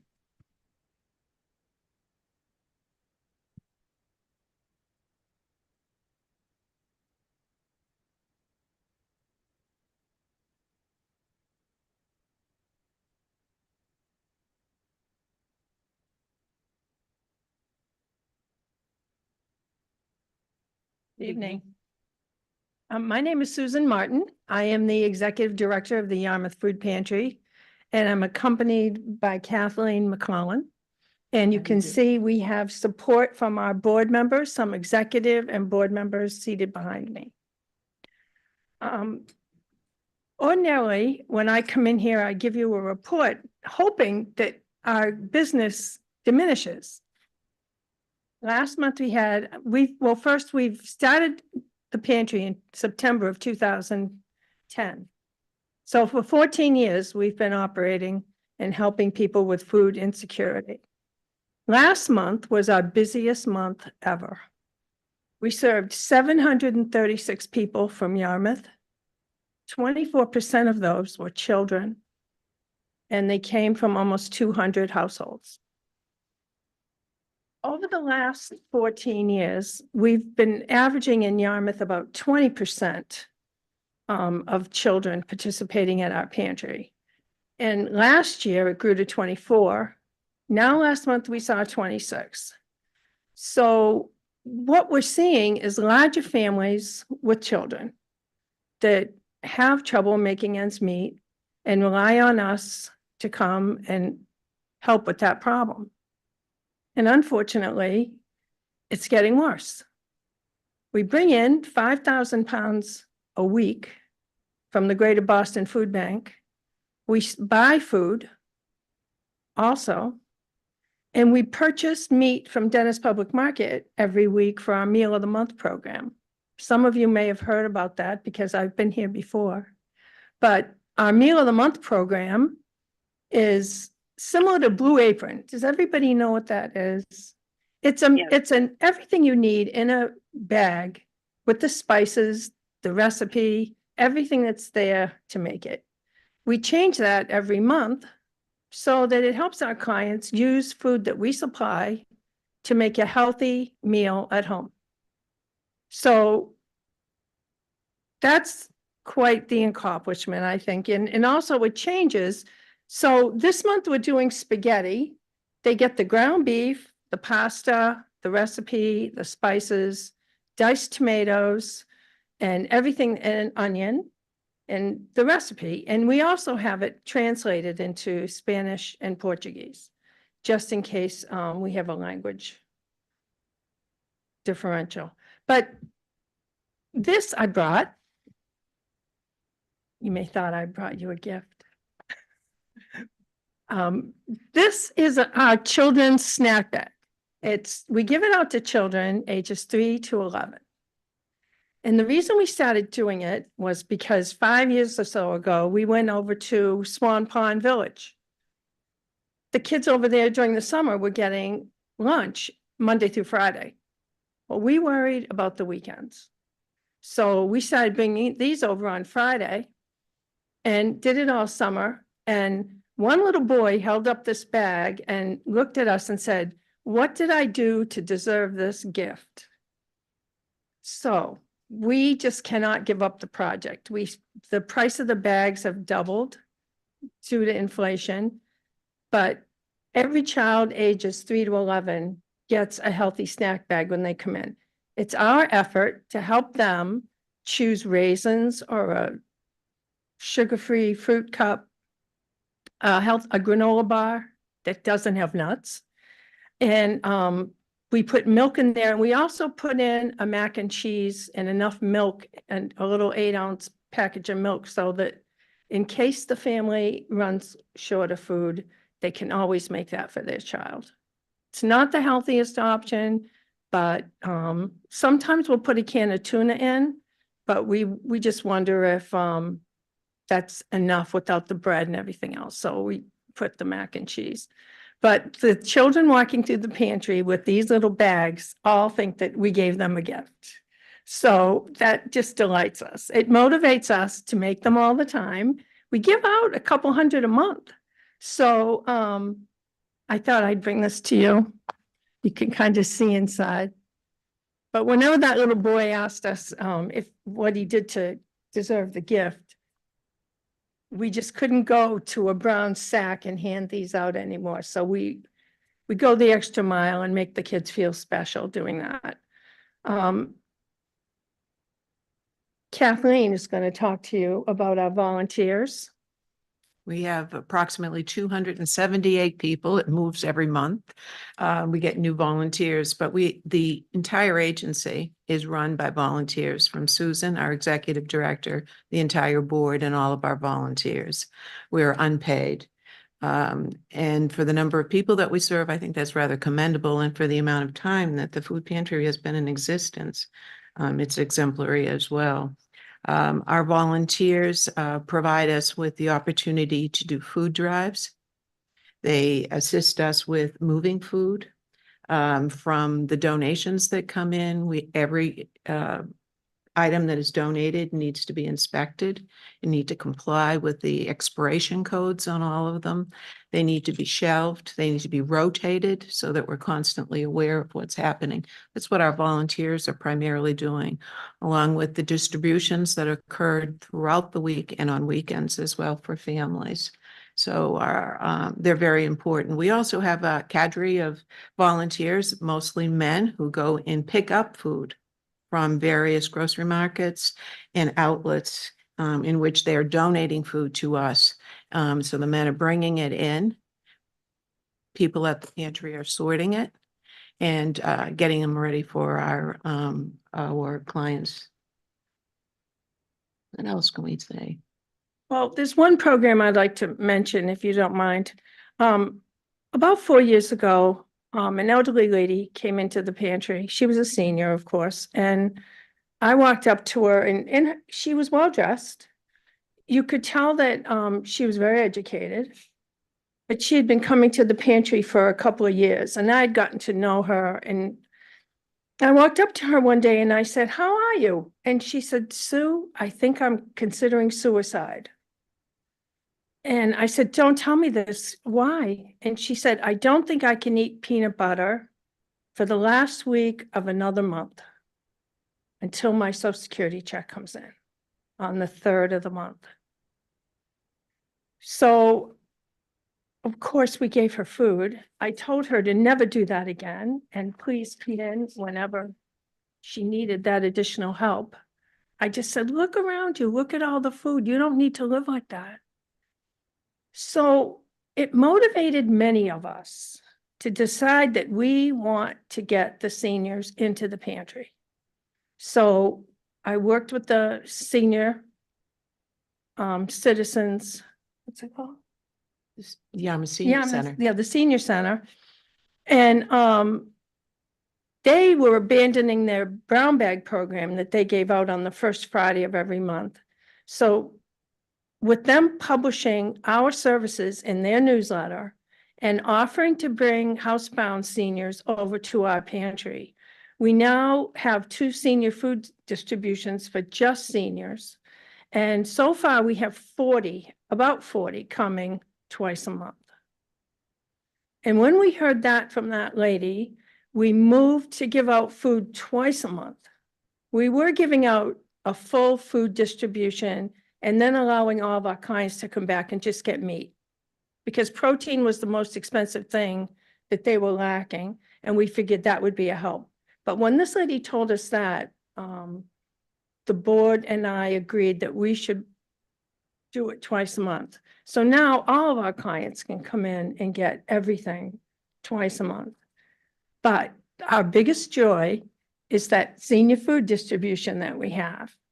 The clients come in early.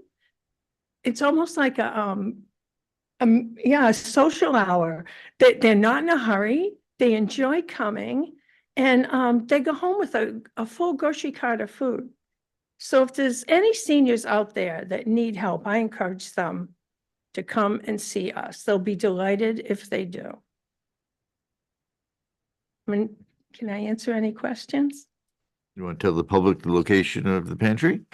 Yes, we're at 845 Route 28 in South Yarmouth in Lighthouse Landing. And you can also find us at yarmouthfoodpantry.org.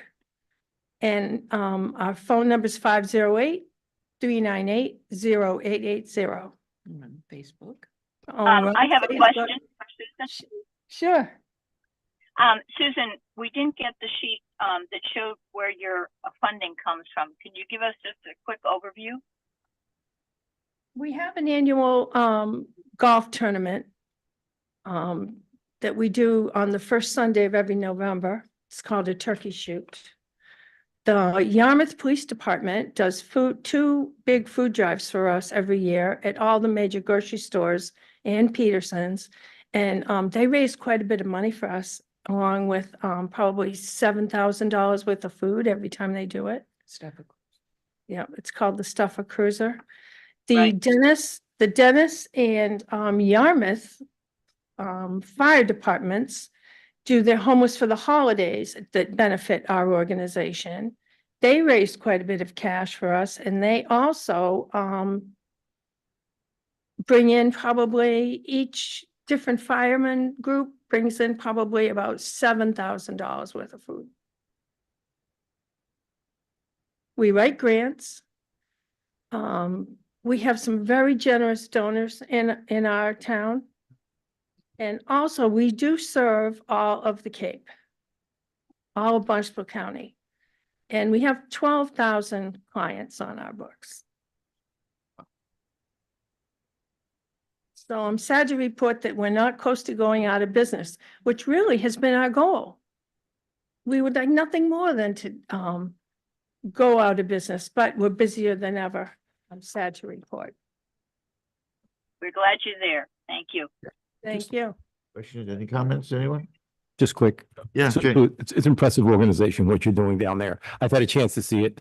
Food is medicine, right? You're doing public health work at a community level. So thank you for what you're doing. But I do want to recognize probably your most recent and maybe youngest board member is here. She Yep, is. yeah, so Nora Brain, Me? you'll recognize the name Nora Brunage, Nora, come on up. You'll recognize the name as your former colleague, Deb Brunage. Charlie, you would know, Larry, this is before your time. But I have every reason to think that not only will she on the executive board, someday she will sit on your board. I'm confident of that. So you're following tremendous footsteps of your mom, Deb Brunage. And you want to just talk a little bit? You did some work this weekend out. You want to talk to the microphone? You're in Hyannis? Just yesterday, we went to Hyannis and participated in Hyannis Open Streets, which was a wonderful event, and we were able to get the word out to many people who needed our services, who were located in Barnstable and Hyannis area. So it was a really nice event that we did. And yeah, I worked on it for a few months, and I was really proud of the outcome. Nora is our junior board member. Congratulations, Nora. Wonderful. Very impressive. Very impressive. That's wonderful. Thanks. She's a non-voting member, but it's great for us because we're older. She knows social media Sure. and she knows Twitter and all these things that we're not really up to speed on. So she's been a huge help. Yeah, but the passion, right? And the next generation the coming up, wonderful. Continued great work. Wonderful. She's gotten a lot of young people involved at the pantry that come and volunteer now. Invaluable. No, congratulations. Great. Okay, thanks for coming in. Thanks for having us. Thank you for your Thank you. support. Yep, thank you.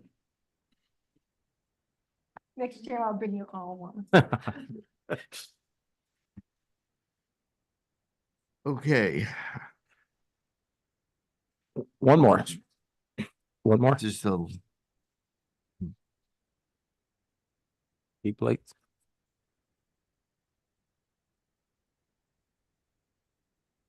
just one that you had put down here.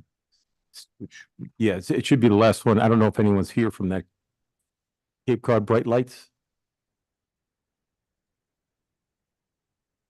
Great. Sorry about that. Good.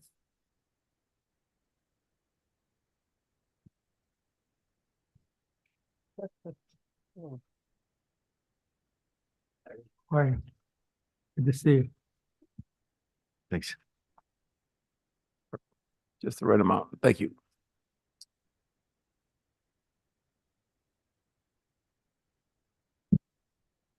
Good evening. Thank you. My name is Steve Albright, and I am the president of Cape Cod Bright Lights.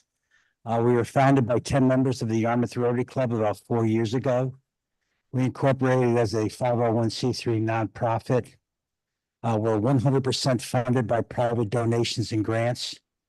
We also are a 100% total volunteer organization. And when we started the organization, we wanted to involve the community in what we were doing. So every board director and some of their family members are involved.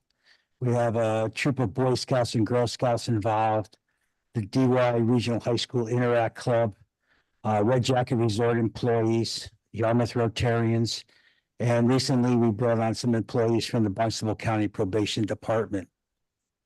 We have a very, very simple mission statement to help those in need on Cape Cod and the islands. We started out similar to another nonprofit here on the Cape Cod Kids Meals, but we wanted to do more than just the backpack programs, but that has been one of our biggest programs that we've done. So what we do is we pack weekend backpacks, and actually they're plastic bags that they put into their backpacks of nutritional food for the weekends for grade K through 3. Right now we're packing 60 to 65 bags per week. Each bag is 15 to 16 items. They get a minimum of 2 breakfasts, 2 lunches, snacks, milk, juice, and 2 pieces of fresh fruit, the fresh fruit being donated by Stop and Shop every week. Some of the food items that we put in the bag are large enough so they can share with others. We also provide boxes or cases of snacks for Emmy Small and Station Avenue every month for kids who don't bring snacks in. That way the student doesn't have to sit there and not have a snack while the other kids have snack time. We started a new project last year, hygiene products. We learned that in the high school and the middle school, girls were going to school and they didn't have any feminine napkin pads. So we started providing feminine napkin pads. And then we, in addition to that, we learned that some of the kids didn't have the items to take showers. And so they're going to school smelly and offensive to other students, but it really didn't improve their self-image. So we started providing large bottles of shampoo, soap, body lotion, deodorant, toothpaste, toothbrushes to the school nurses. So everything we do through in our project, we do through the social workers, the guidance department, and the school nurses. So we provide them both to DY Middle School, DY High School, and also to Cape Cod Tech, since we have a number of Yarmouth residents in Cape Cod Tech. Like I said, we do work directly with the social workers, the guidance department, school nurses. Some of the other projects we provided to the school are reusable water bottles. Students would leave their bottles at home or they'd lose them. So we provide cases of water bottles to the elementary schools for the students to replace their missing bottles. The high school had a need for backpacks. They identified 12 or 15 students that didn't have backpacks. So we provided really high quality backpacks to the students at the high school. Looking to our future, we continue at the minimum of what we are currently doing, providing those weekend backpacks, providing the snacks to the schools, providing the hygiene products. We'd like to expand our outreach into the schools, and we're also looking to expand our outreach to include senior population in the town and work with the senior center to see what else those people need. The other thing we do is we provide gift cards. So I'll get a call from or an email from a social worker in one of the elementary schools that there's a family in need. Recently, we had one where the mother was a part-time bus driver at the school. The husband lost his job. He was waiting for unemployment to come in. They had no food in the house, so they needed some items. So we did provide them with $150 worth of gift cards. Also gave them the information to the Yarmouth Food Pantry so they could go there if they needed more help. The one thing about our project is we are not income driven. So we, as they said, we allow the social workers and that to decide who needs it. So we're a need-based group. We're also, we're very fortunate that the Yarmouth Food Pantry allows us to use their space to pack our bags. So we don't have any rent or any electric or anything like that to cover. So all of our money that we raise basically goes towards the products that we provide to the people and the services that we provide. We call ourselves a just-in-time. We're at the old Japanese manufacturing way that they used to do it. So we utilize the food pantry. We buy the food that day. We pack the bags, and it goes out the door the next morning. So that's basically what we do at the Cape Cod Bright Lights. Like I said, it's a new organization. We're growing every day. We started out with 15 bags. We're up to 65, and when I multiply by 15 to 16 items, we're going through 1,000 items a week. So it's a lot. You mentioned to the Cape Cod Cooperative or the food place down at the old Riverway about Boston. We've reached out to the Boston Food Bank probably 5 or 6 times. We've been denied every time because they're not taking on new organizations. So they say we'll put you on a waiting list, but we don't wait for the waiting list. We keep on reapplying, and they have a number of items that we could use, which would help cut our costs down. And some of the families, I just tell you that we've dealt with. I belong to Yarmouth Rotary. We have a Christmas party, holiday Christmas party, and the social workers give us all the names of the families who are really in need. So we also provide transportation to that Christmas party for families that don't have transportation. And I was always one that was always skittish about driving through Swan Pond, but I had to go pick up 3 families in Swan Pond and bring them back home. And the stories that you hear is just unbelievable. I had one family, there was 6 people in the family. The oldest one in the family was 19. It was a 19-year-old boy. There was an 18-year-old girl. There was a 15-year-old boy, 13, 11, and 9. And there was 2 fathers involved. Neither one are around. The mother was in a hospital in Boston getting ready to be transferred long-term to Florida. The 18-year-old got custody of all the rest of the children. So we reach out, we help them every once in a while with gift cards to get them going. Another story that we hear that we help is there was a mother there with 3 girls, no father involved. The grandfather used to come and help her, but he perished in a house fire recently. So And the 7-year-old is autistic, so she's still in diapers, and the cost of the diapers and the wipes to clean her up and all that is expensive. And she just doesn't have to, she works at Stop and Shop, so we provide her with gift cards too to help her along the way. So we're there to help people. We don't go looking for them. They come to us based on, like I said, the social workers, and the guidance department and the nurses in the school. So we could always use help. That's why we're here tonight. And we appreciate anything you do for us. Any questions? Yeah, unfortunately impressive. Thank you. Yeah.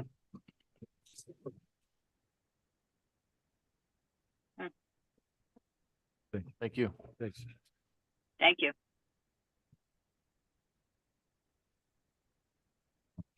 12 very impressive organizations that you've Yeah. heard from tonight. So, we have a lot to think about here. In how to distribute $60,000. I see it's kind of complicated. So we need to certainly give it a lot of thought.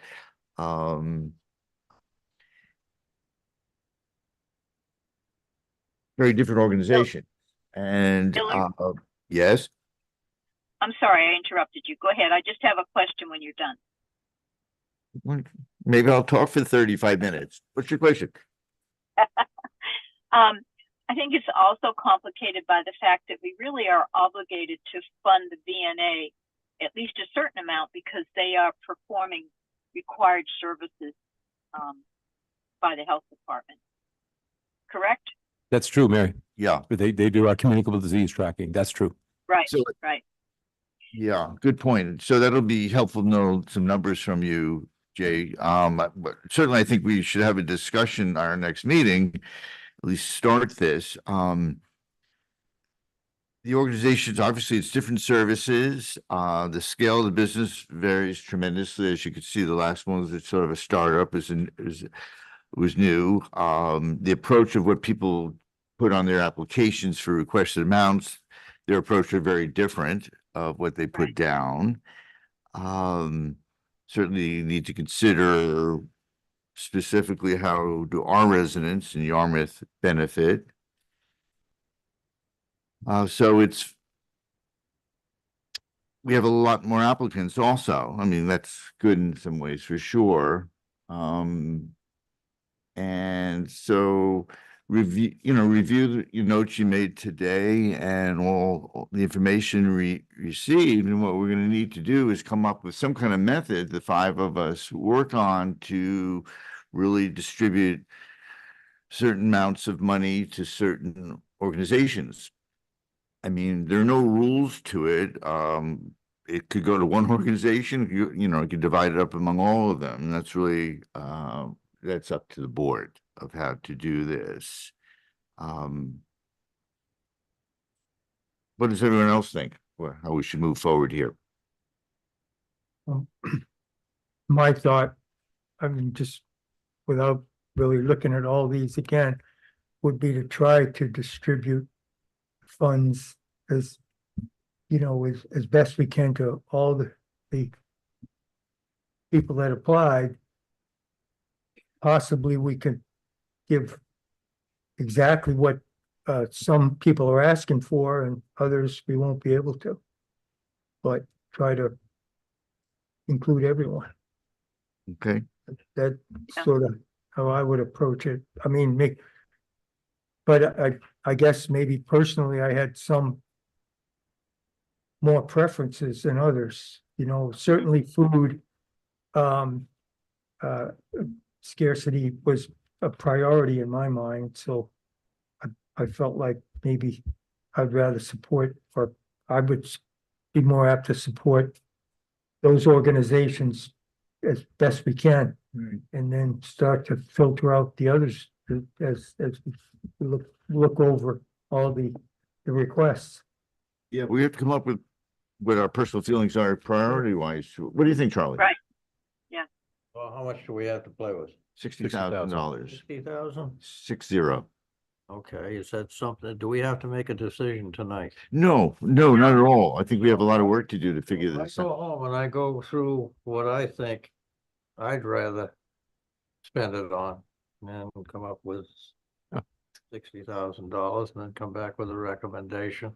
Absolutely. Yes, I've always, I got together with the Yarmouth Police Department every Christmas for the food pantry, and I've raised a lot of hell out there.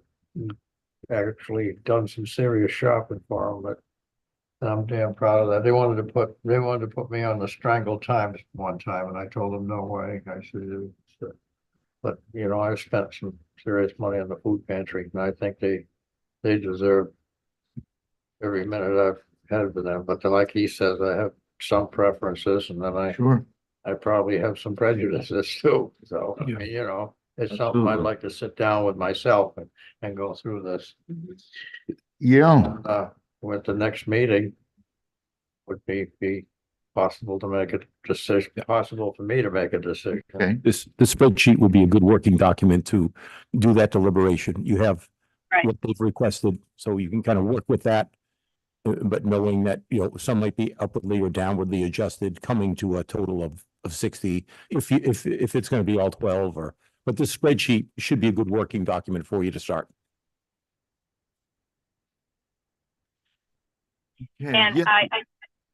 I would like to thank you, Hillard and Jay, for making sure that these were just 10-minute presentations and that people stuck to them, because that was very helpful this year.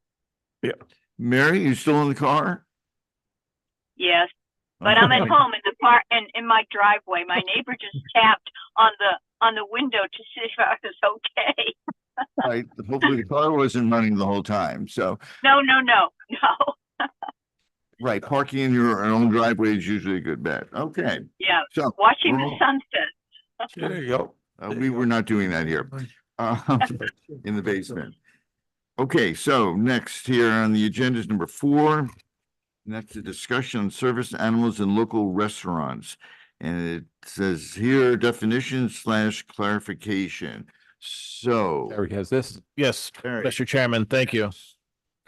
So I don't know if anybody's recognized or noticed recently there's been people are taking animals into restaurants and grocery stores and stuff that are not service animals. It's a very sensitive subject for the employees to regulate and staff members how to regulate what to say to them and stuff like this. I found this from the Barnstable Health Department. I kind of reworded it for the Yarmouth. I'm just going to go ahead and read this real quick. The Town of Yarmouth Health Division enforces a state sanitary code in the 2013 Federal Food Code. Only service dogs that are trained to assist people with disabilities are permitted at licensed food establishments, which includes outdoor patios. Please note, emotional support animals and pets do not qualify as service dogs. This is not a new regulation. Only when the individual's disability is not obvious, a staff may ask the following 2 questions to determine whether an animal is a service animal or not. First question you can ask is the animal a service animal required because of a disability? The second question is, what task or service is the animal trained to perform? The law requires the staff to take the individual at their word. Service dogs are not required to wear a vest. So you have a lot of people that bring their dogs or cats, or there's even ducks saying they're my emotional, Not cat. They say they're their emotional support. Yes, that probably does create emotional support for them, but under the ADA laws, only dogs or small ponies are service animals. So, Barnstable has every food establishment have one of these posted on all their restaurants and grocery stores. I don't know if we'd want to do that, but I'd like to at least distribute these to all the food and restaurants to the town. Phil and I can get them out. I think it's good to have it posted where people come in and see, because now that the season's coming up next week, I've always gotten a lot of calls from restaurant owners and the establishment saying, well, what can I do in this situation? What is my responsibility? And unfortunately, it doesn't land on the customer. It lands on the establishment itself for breaking the code for allowing non-service animals in the establishment. Can you, should this be a regulation from the health board? It already is. It's a state It state is. regulation. All right, Yes. so what is this that we have in front of us? It's just a letter that I composed and I would like to get out to all the restaurants and food establishments, grocery stores, stuff like that. So Just have, go ahead. Summary, it's just a summary of the regulation? Yes, ma'am. It's just so they have something to go back on. They have a customer that comes in and they don't know, the 17-year-old hostess doesn't know what to do. She has this as a reference of what they can say and do and what actually is allowed and what isn't allowed. It is a very sensitive subject to ask somebody. But if they have resources to get it out, they might not all know the state regulation on this, so.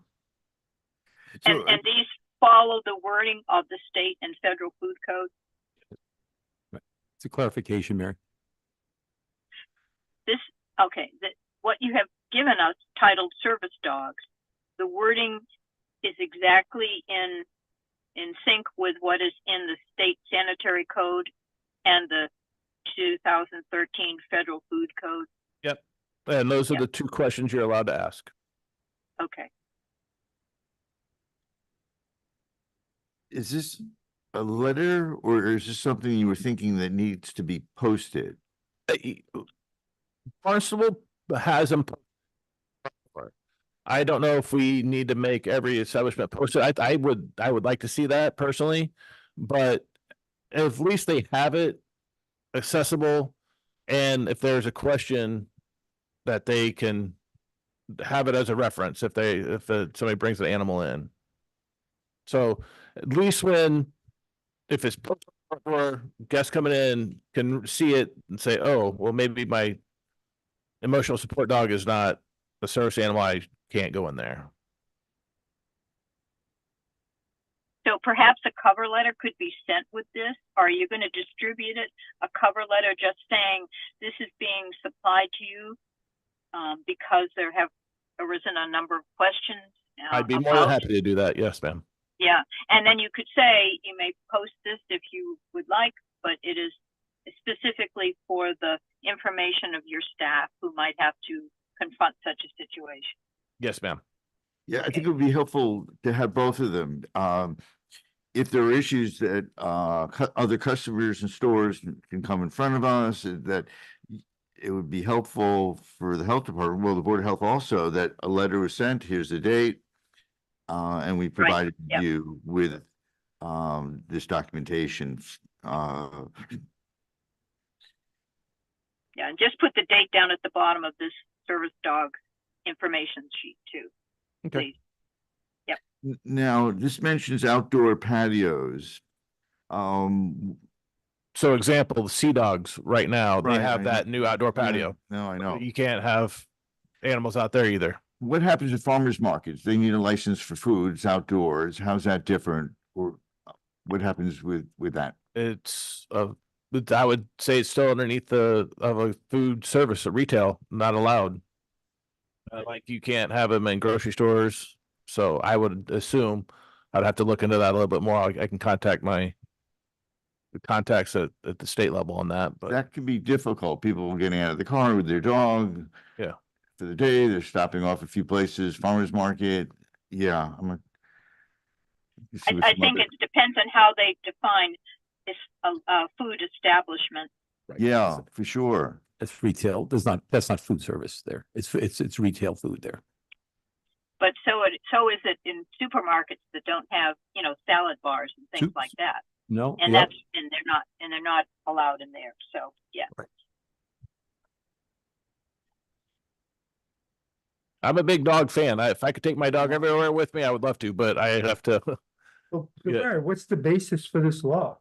I mean, what basis do they have to not allow dogs in these facilities? Sanitary. There really aren't any Sanitary. health issues. Sanitary code, I guess. It's Sanitary. Yeah. What's unsanitary about dogs that aren't, that makes people so sanitary? Well, dogs do not use toilets. For one. That's a good point. dogs bark. They that dogs bark, that's not a health issue. The dogs would be disruptive, or they could interact with each other negatively and upset a facility that way.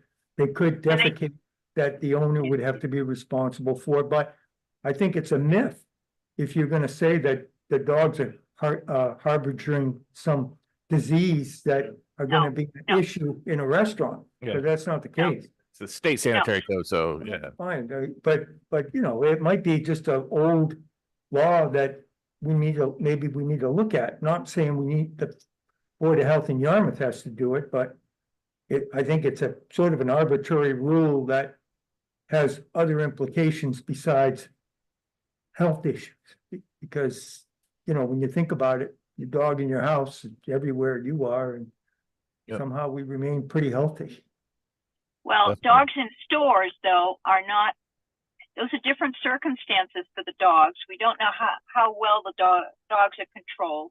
And food is food for a dog. So I can see a dog just grabbing something off of a shelf or, you know, from a car. Yeah, I totally agree with you, Mary, in that respect.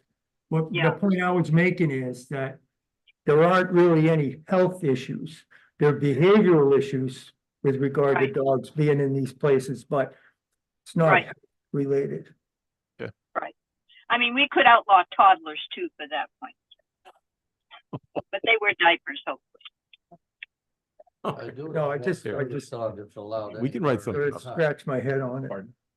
Anywhere, anytime. Yeah, a legal service dog, yes. One's from the state police who are retired. Boy, you talk about well-trained. Yeah, they're talking to me about taking one. okay.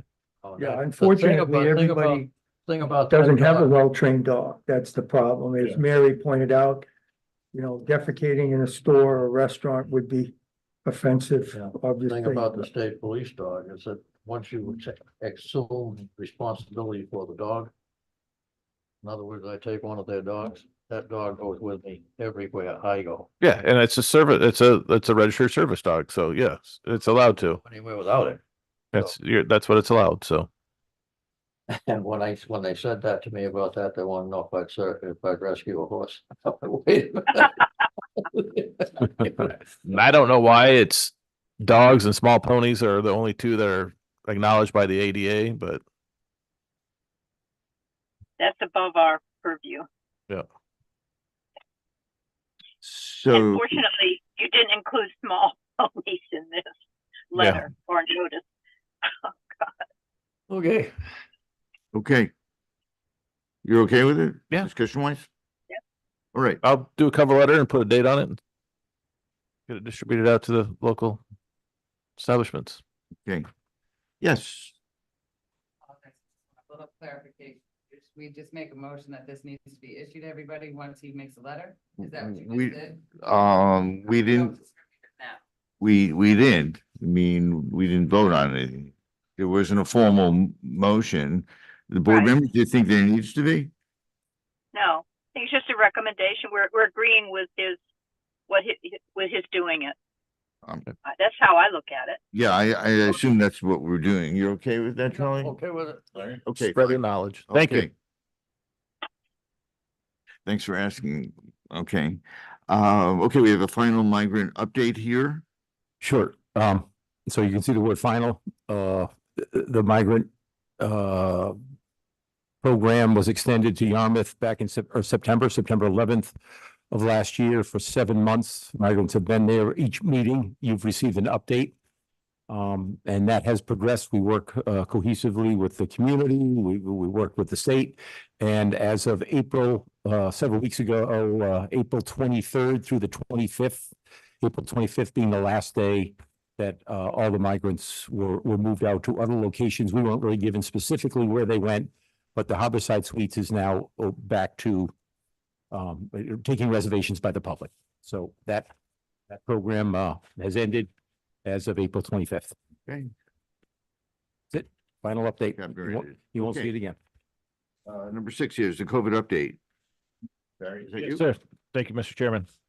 COVID update for last month, 4/14 through 5/11. Yarmouth was down. It's 1.5 0.59% positivity with 4 positive cases.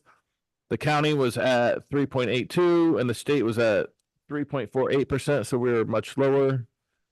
Last 2 weeks, 428 through 511. Yarmouth, 1.52 positivity rate with only 2 positive cases of COVID. The county was 4.47% and the state was at 3.86%, which was down from our previous. And then last week there were 5.5 through 511. Yarmouth had 1.56 positivity rate with only 1 positive COVID case being reported. The county is at 3.91 and the state was at 4.10. So numbers are going down, which is good. So Would the board want to keep this as a continual update? But the numbers are down to single digits. Right, it's just my opinion right now, I don't think we need to be doing it. Part of the reason the statistics now are, I don't think is helpful with all this self-home testing. So I'm okay if we discontinue for the time being and if COVID starts, spiking again, or we have a new pandemic that's starting, if we did, sure. I don't know, how do all the board members feel about it? I agree. I agree too. I agree, 3. Okay, yeah, I don't think we were taking advantage, or, I don't think it's helpful right now, so it's great. Okay, thanks for the great. point, Jay, great. Thank you. Any new or old business? I would just say the new business is that your colleague Eric is on his honeymoon right now. Oh, great. Oh, Wonderful. Okay. that's fun. I didn't know that was public, I didn't say anything, okay, so it was, yes, he did, okay, I kept my mouth shut, okay, yeah. Nice, Okay. nice. We wish him well. We wish him well. I happened to bump into him when he was upstairs getting his marriage license. So Congratulations. yeah, wonderful. So we'll congratulate him in person when he gets back. I suppose that's an Right. excuse for not coming tonight. Well, I did question him on that. I said, gee, couldn't you fit this in? But no. It's only 2 hours. Eric, it's 2 hours, come on. Yeah, there you go. Okay, anything else? Nope. I think just for me being new to Yarmouth, I just want to say this, the grant thing was very eye-opening for me tonight. I just wish we had money to give everybody what they wanted and more. It's amazing what they're doing for our community here in Yarmouth and how much support. I mean, people say that, like, even with the migrants, how people aren't helping. Yarmouth is a very giving community to people in need. I'm finding out it's great. So thank you to the community on that one. Yeah. I agree. It'd be a Yeah. tough meeting. I mean, yes, not to give Yeah. people money and with what they're doing. I agree with you, Barry. So, we just need one more motion or our first motion for the evening. Actually, January, we have June 3rd for the next meeting. Do you want to set that for everybody? The first Monday in June? I assumed it was, so. Go to a summer schedule. I'm not sure how you're is it Yeah. June, July and August or just July and We August? may do that. We could talk about it next meeting. So it'll be the 3rd June, next meeting. It's good. That's the end of new business. Okay. Anyone? Make a motion to get out of Dodge. Okay, second? Second. Okay, all in favor, raise your hand, say aye. Aye. It's being Aye. adjourned. Okay, thank you, everyone. Everybody. Thank you. Good night. Listen, Charlie. Charlie.